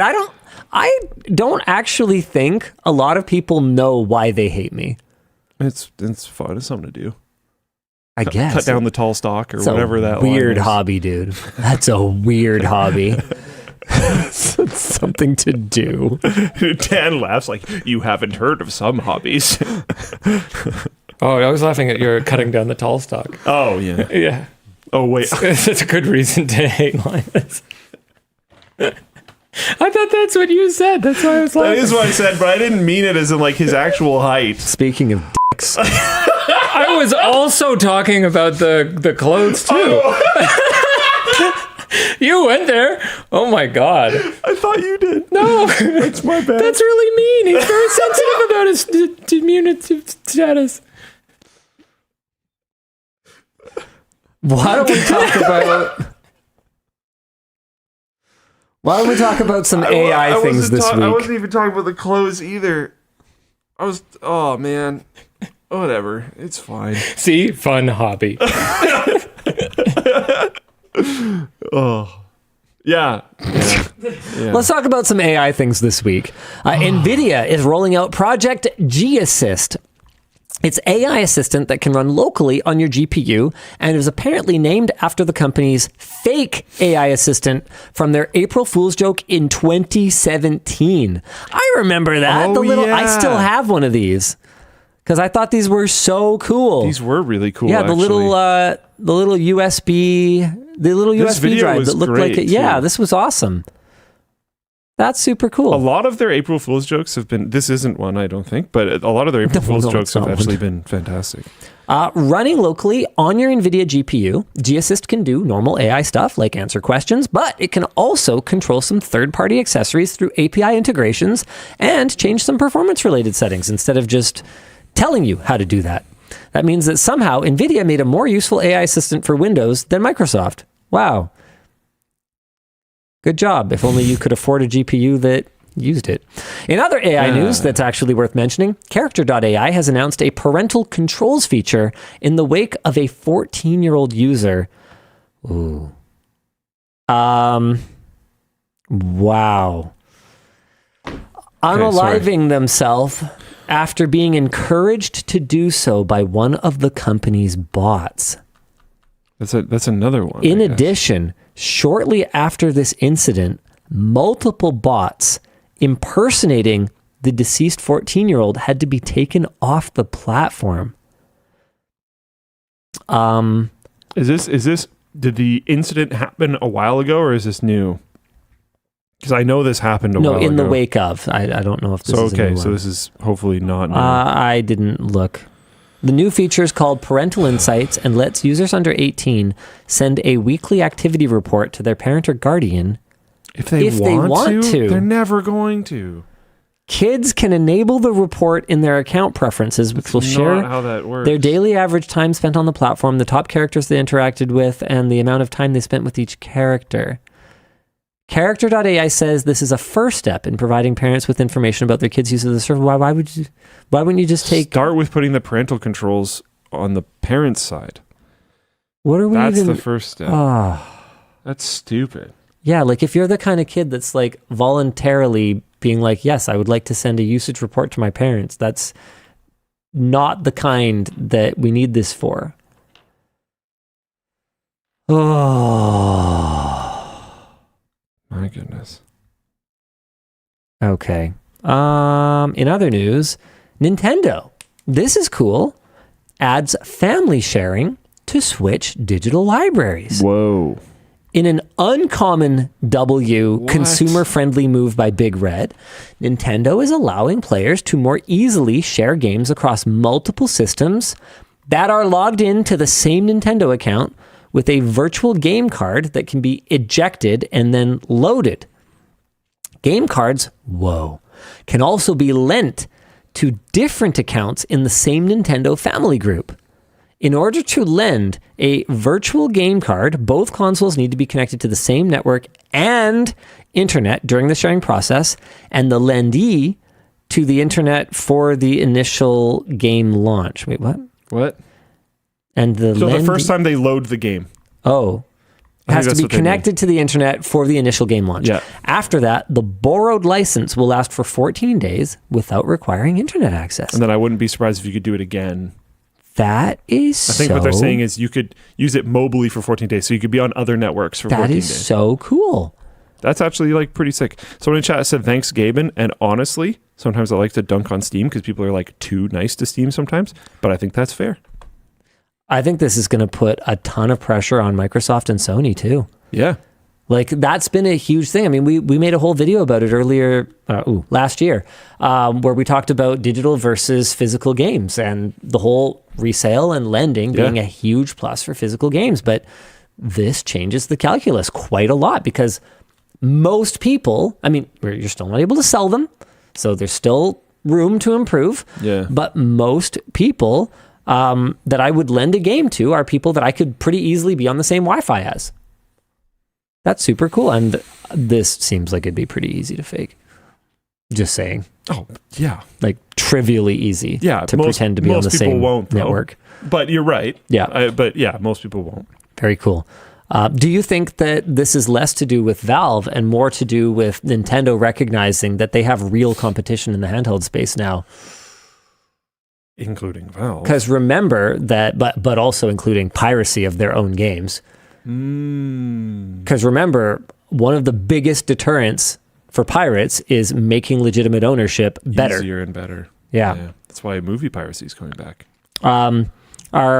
Our discussion question here is, have you ever had a hard time getting a digital game to work on a secondary Switch? I have while traveling. The plane ride sucked. F you past Nintendo and thank you current Nintendo. Okay, who did this topic? I don't even know who wrote that. I don't know what that means. I also don't know what that means. They weren't online and they couldn't. Switch? Yeah, they couldn't get it working on their secondary Switch. I didn't know that was a thing at all. I only have one Switch, so I didn't either. Yeah.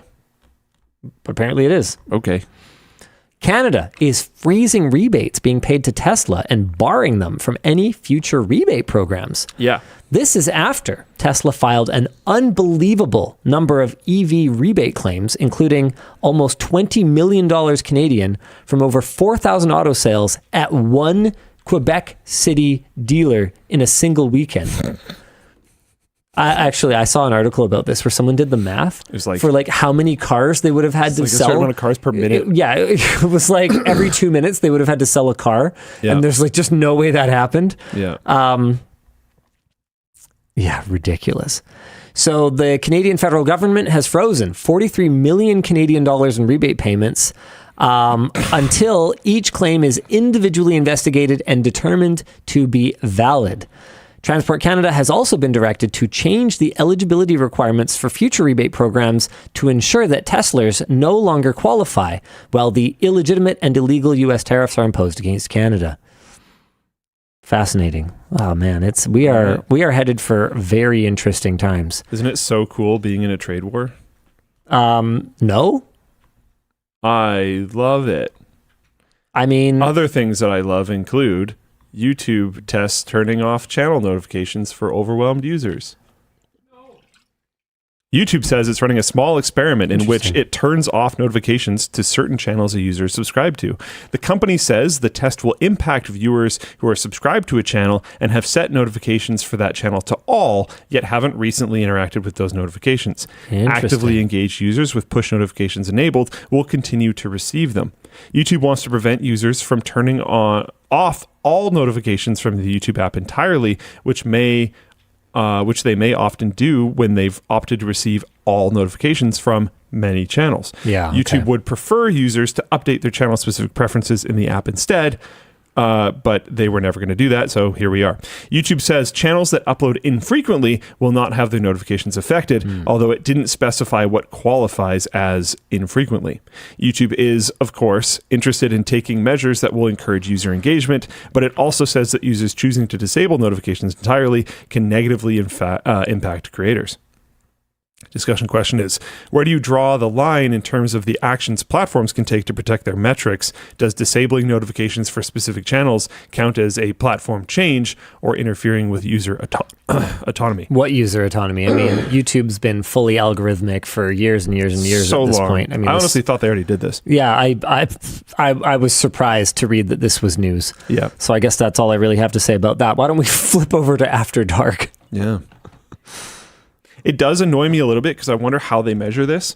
You know what annoys me? The fact that I have LAN gaming to do and you're dragging out this last topic. One small additional thing to say. I don't really like watching YouTube on my phone, so I'll sometimes use it as a notification engine, but I'll swipe it away and then go watch that video later on my desktop. Oh, interesting.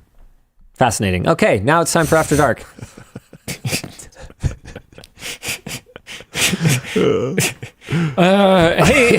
Hey, Linus. A while ago, I got a survey due to an LTT purchase on WAN. You said you disagree with it fundamentally, but you are acquiescing to the team. Do you have any outcomes or thoughts about any of this? Yeah. So the part that I fundamentally disagreed with was how much we paid for it. Yeah. It was really expensive. Yeah. I don't remember the exact amount, but it was with like a fancy. Do you want to just tell them? No. Oh, okay. Yeah, go away. We're not always transparent. What now? Well, I'm curious. Fight me.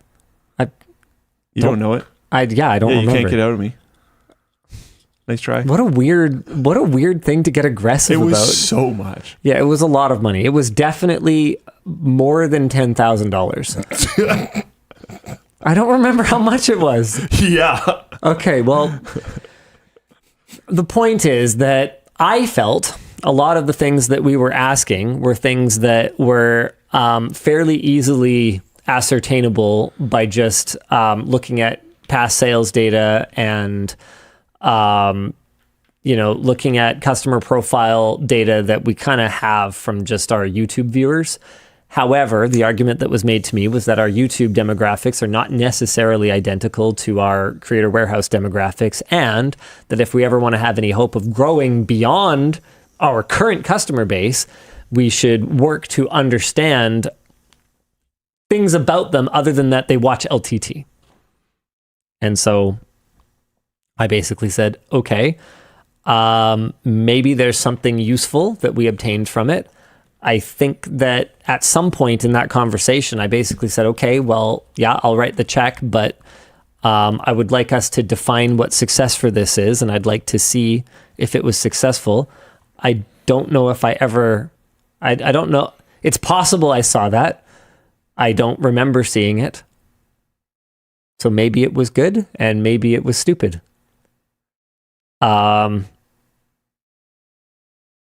Scrappy DP says, you don't get to make those decisions anymore. You are right. I mean, I do get to make decisions about which checks I sign. I actually do get to make decisions about that. Yeah, in that case, that is a yes. Yeah, even at the very highest level, and I'm talking Terren and me, we have checks and balances for how much you can spend without like talking to somebody, right? Like the only person in the company who could spend a literally unlimited amount of money without talking to someone is Yvonne. And she wouldn't. She's so cheap. I don't mean cheap in like her last name kind of way. I mean like I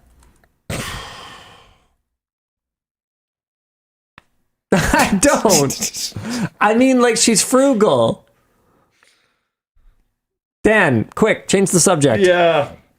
Okay. Yeah, sure. Hi, DLL. How do you go about weighing cost of new systems versus the benefits? We have the opportunity to use a fantastic, progressive new tool, but there's pressure to save money and use a subpar tool. Sometimes it can make sense. Oh, Man, was this asked there's to a you? lot of intangibles, though. Yeah. I know it was asked to Sometimes all of us. Okay. What I would say is sometimes it can make sense to use the cheaper tool, but something you have to measure is like what loss is there? What other loss is there from using the cheaper tool? Because sometimes it's not worth it. And losses are not always measurable. Like they're not always in terms of money. Like you can have someone using, an old 5x4 1280 by 1024 LCD, and they could probably do their job, but are they going to like jump at the next opportunity to move somewhere else? Maybe it's like worth it to just give them an ultra wide, right? Like that's such a simple example, but there's so many things that are like that. I think a lot of the time the best way to answer it is through talking to people. Like if Creator Warehouse came to me and said, hey, we really want a lathe. Okay. I'd be like, okay, a lathe is this many dollars. If I told you you can only have this many dollars, would you still spend it on a lathe? I can afford this many dollars. Sure. So that's not the conversation. Is there anything else you'd rather have and that would impact your productivity and your happiness more? Tell me about that. Tell me about the pros and cons so we can make a decision together. I mean, collaboration and communication is almost always the answer. It's just that humans, in spite of our brains being evolutionarily advantaged for those things, still kind of suck at it. Sometimes you just want to do the lizard thing. Yeah, lizard brain, let's go. Yeah, but I mean, like Airtable, you said communication and collaboration. Airtable is a decent example. It's not the cheapest option. Sure. But we're trying to go for it because we think it'll be a very significant improvement. I think it will, the amount per user that we're paying, I think will be easily covered in the like time and issue savings that we'll have from running it. So at that point, it's like, whereas the same company might have made a different decision 10 years prior. 10 years prior, I would have said, I don't have time to figure this Airtable thing out. The very cost... There was no way we would have done the very cost of figuring out how to use it would not even be worth it, let alone the ongoing cost of running it. Use a Google Sheet. Especially at the scale that we were at. Yeah. Like we didn't have the same type of problems. Well, yeah, but to a much smaller degree. Yeah. Crystal says, you technically can make those decisions. I technically can't. Back to the approval limits. I literally don't even know where the checkbook is. I would have to talk to someone to know where it is. It's not that I couldn't have a conversation with Yvonne and go, hey, I need to be able to spend money at a moment's notice without you knowing anything about it. I don't think that would I think she'd be like, why? And that would be, I wouldn't have a good reason for that. Especially with the precedent of that never being required. Yeah. But no, I literally cannot spend unlimited amounts of money without anybody else knowing about it. All right. Okay, up next. With the current turbulent, in quotes, economy, what do you think of hardware startups doing crowdfunding instead of seeking traditional venture capitalist investment? For example, crowdfunding a prosumer version of your product. I think that it's the same trade-offs that crowdfunding has always brought, right? You are essentially asking for like venture capital and you're not giving up any equity. So, as from a company standpoint, I totally understand why you want to do that. You'd want to do that every time. But from an investor standpoint, and I use that term extremely loosely because you will not get a return. You have not made an investment. There is basically no advantage. You are extremely disadvantaged, and you will, maybe get something that is really great. I'm trying to think of like a Kickstarter that turned out great. Like, Neo did some cool Kickstarters like way back in the day. Or maybe you will get something that is like kind of what you thought it would be, but ultimately disappoints, like a Jibo. Or maybe you will get nothing, like Luke's coal hammer. You have no way of knowing. So what do I think about it? I think you shouldn't buy that, but I totally understand why companies are into it, right? Okay, oh, wait, look are at you this. asking like if we would do that? Oh, E.g., crowdfunding a prosumer version of your product. I could see us crowdfunding something at some point, we have. but we wouldn't do it on anything where we don't have an extremely high degree of confidence that we can bring it to market. And we also are just like funded by our daily operations and cash flow. So at the end of the day, if it like didn't work out with the money that we raised through crowdfunding, we would just push it over the line. So I just don't. I don't know. I'm not going to say never, but especially given the way that I've advocated against pre-ordering, I don't see how we could really like a prosumer version of our product. Like if it was a variant, I don't know. Like I could see us crowdfunding like a version of a backpack. I was going to say Lux backpack. Yeah. Okay, there are things where I could see it making sense, where there's just Would it be crowdfunding though, or would it be like pre-sale almost? Yeah. But that's what a lot of crowdfunding campaigns are, right? Is they're Fair enough. essentially Yeah. just gauging interest, so you produce the right number of them so you don't overstock or understock, right? Maybe NVIDIA should crowdfund their GPUs so they produce enough of them. Just an idea. Scam. All right. Let's see, what else? What's your advice to balance a time-consuming or demanding job, but not sacrificing time for family or yourself on a daily basis? Set boundaries for your job. That's the only answer. Try to waste less time commuting. It's really important to me. I commuted like almost 2 hours each way when I was in school, and then I commuted like 45 minutes each way when I worked at NCIX for the first little while, and then I think it was down to like 35 once I moved in with Yvonne. But it was too much. I'm quite a bit less than that now. Still feels like too much. And as much as it's a huge decision to like move, if you're really secure in your workplace, I would say that's one way to gain back time every day, is to spend less time commuting. You might also be able to talk about like hybrid work, like maybe you can work from home partially. That's another way to cut down on your commute. Other than that, yeah, that's about it. You're just gonna have to set boundaries, and you're gonna have to recognize that setting boundaries may have consequences that you aren't happy with. Like, depending on your workplace, you may get passed up for a promotion for someone who just like puts in 12 hours a day, and you may kind of go, well, but I can't do that. And your boss might not care. And that just might be what happens. And I'm not saying that's right. I'm not saying it should be like that. I'm not saying that that's fair. But it is. So. Yeah. Yeah, when looking at places to live, I don't know, especially around here, having some pretty fat commutes to be able to get cool places is very attractive until you like break down like, okay, that's how many hours a week am I driving? How many hours is that a month? How many hours is that a year? Yeah. Once I've lived here for 5 years, How much many have I paid hours of my myself life to drive my car? It's like, dang. Yeah.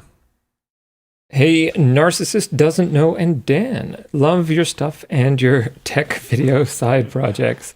What's the difference between the blank and Labs blank t-shirt? I can't figure it out from the product pages. One of them is a shirt, and one of them is a shirt that we have to sell enough of to register our trademark.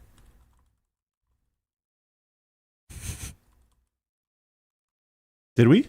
Mhm. Nice. Yeah. I mean, Yay. it's a good shirt. It just says Labs in the back. Like literally, it is Yeah. not even visible on the outside of the shirt. Totally blank. I get such a kick out of it. I saw another one of these recently when people are like, yeah, I would love to buy your merch, but I just don't, I don't like really prominent branding on stuff. And I'm like, what the fuck are you talking about? Like, what even is this? What are you talking about? Well, this one got has a some on circle. the back. Oh, barely. No, it's a lot. Oh, never mind. That's that one. Okay. No. Ignore Yeah, that. we don't do logos. This was unfortunately a very bad example. Ignore that. Okay, fine. How about the one I'm wearing then? Yeah, there's just a little tiny logo. There.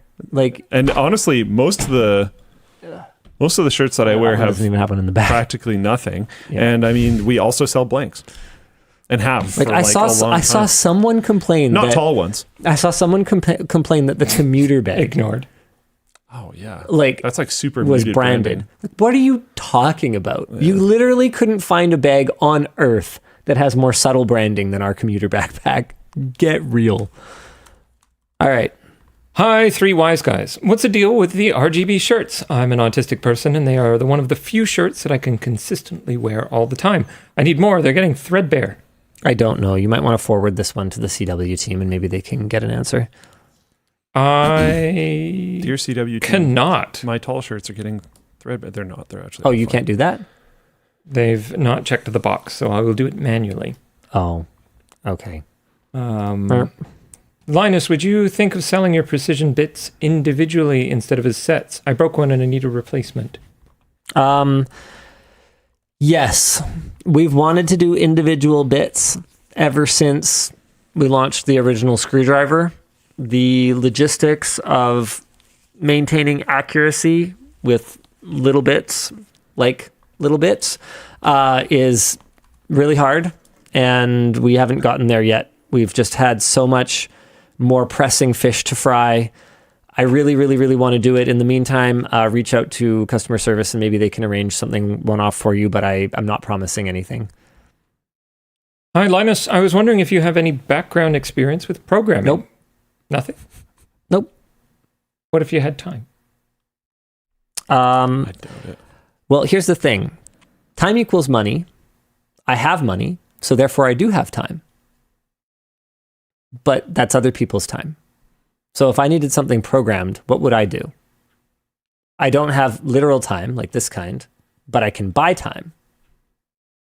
I remember having this conversation with a buddy of mine who runs another badminton center in the Lower Mainland, like years ago, and he was giving me a hard time about like spending way too much on something, and he's like, and I'm like, look, money yes, time no. So that's why I made the decision I made. And then What the thing? dude, he says that to me like every time I see him now. Money yes, time Oh no. yeah, Linus, you money yes, time no. Why do I even talk to you, man? Yep. Anyway, yes, the CEO PC is still deployed. Jacob Framework in Floatplane chat. Of course it is. Mm-hmm. We don't. That's the thing. I get called a liar all the time. It's so weird and chaotic every time I go into his office. He has this crazy. Blown up computer. Yeah. I love it though. But we just like. Oh wait, we didn't talk about Honey, says Jack Logan.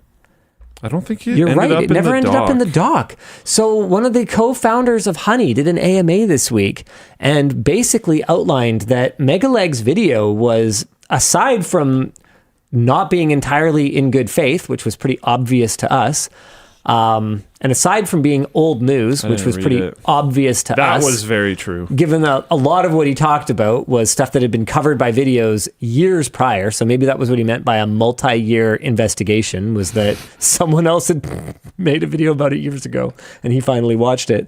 Aside from all that, it appears, and I look, I'm not going to get between them on this. I'm just annoyed that I got dragged into it at all because the whole thing is ridiculous.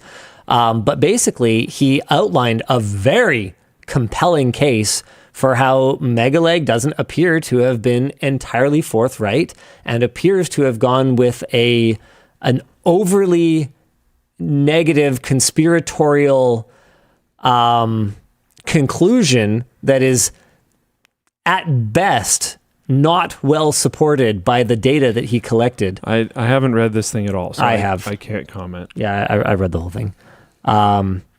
Yeah, so cool. And really my question is, how many times do I have to turn out to not be the asshole for that to stop being the narrative? It doesn't seem to matter. At least, at a minimum, one more. At least once more. Yeah, And then that time it reference will again? be at least one more time again. What's that reference? That's I'm not sure. That's a reference, I'm pretty sure. Yeah. Disturbed Freak says, Luke, you're looking bored. Surely you're not tired already. I woke up at like 5 today, Nice. but I'll be fine. Nice. I can't wait to see what happens with all the performative lawsuits about it. Yeah. Yeah, whatever. Yeah. Like, and everyone like asking why I'm not suing Okay, them. I found Because it. I'm not. Like, Man, it's really interesting how little traction this thing got. oh, I know. It's amazing how little traction it turns out that the explosive allegations weren't true gets. Like, amazing the amount of damage that can be done by a bunch of assumptions and how utterly impossible it is to undo the damage. It's really frustrating. Got one more for you here. Or are you still comment reading? No, it just makes me want to actually give people something to be angry about. Like, what could I do? What could I do? We could do Linus Coin. You could do anything. Really? The AMA I took that as permission. No. Really? Anything? No, people need jobs, especially right now. Well, I mean, that Especially in would cause Canada. outrage What? if we just dissolved the company. Oh, Just- yeah. That would be pretty good. That'd be a good one. That would be excellent. Yeah.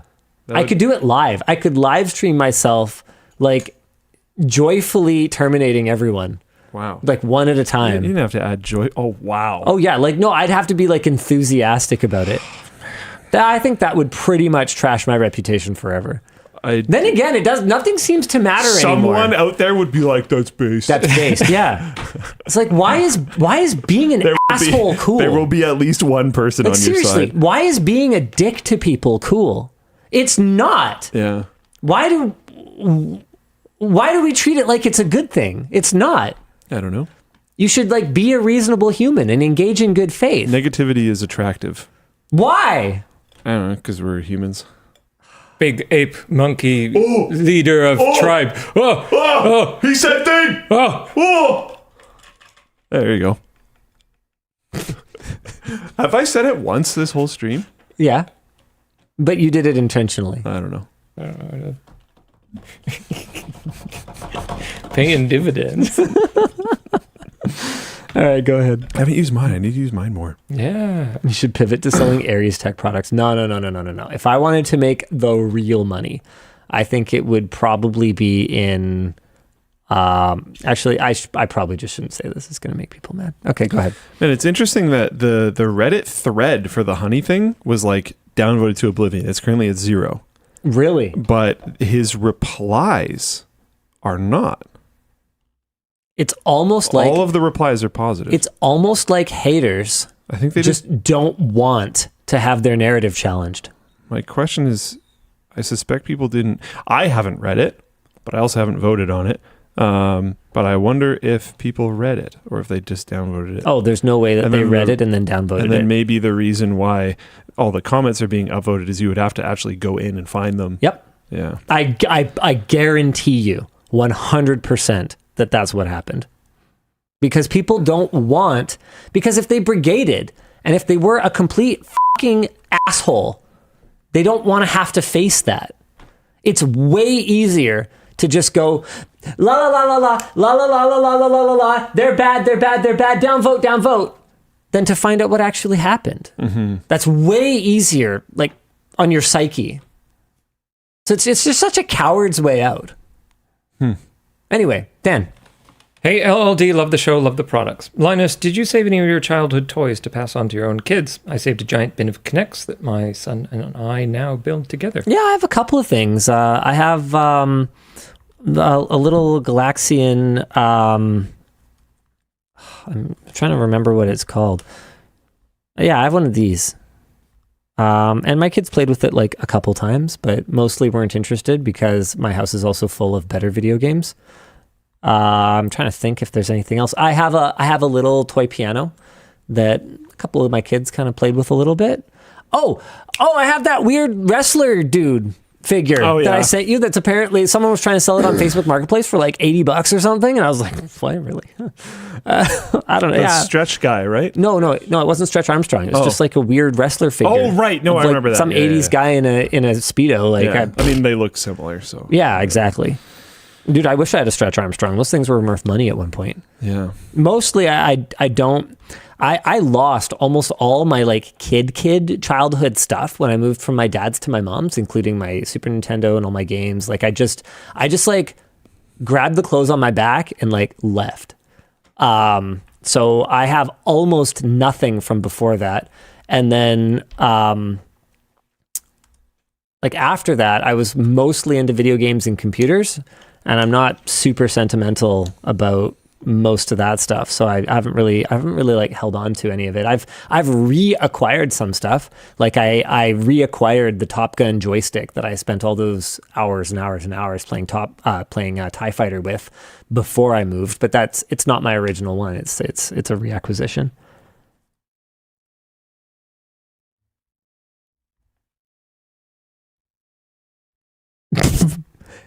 Brandon M asks, Evil Man and the Saints, have you guys ever considered branching into electronic toddler toys?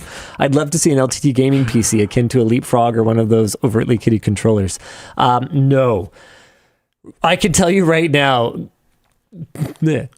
kids' products are a ton of work. There's a ton of regulatory hoops to jump through in terms of you got to validate every paint that goes on it. You got to do this, you got to do that. Getting the shape sorter to market was a nightmare. I'm not sure we could ever have any hope of making money on it with all the time and money that we spent validating that stupid thing. And then on the flip side, anything with electronics in it, I think it's the wireless communication that's the holdup. So have you seen that little like kind of rubber old school CRT with a tower under it thing that has like a screen in the front? Yeah, I think so. And it's a lamp. Yes. And you can boop the top of it and it changes the color and stuff, and you can like communicate with it wirelessly. That's been in purgatory for like a year. So anything electronics, bunch of hurdles. Anything kids, a bunch of hurdles. We ain't combining them. No time soon. No time soon. And yes, that is evil. That is my devious plan to not make any kids' electronics. Very good. No, that's just who he is. Anyway, we'll see you again next week. Same bad time, same bad channel. Or not. I don't know. Bye! All right, time to go game. Oh.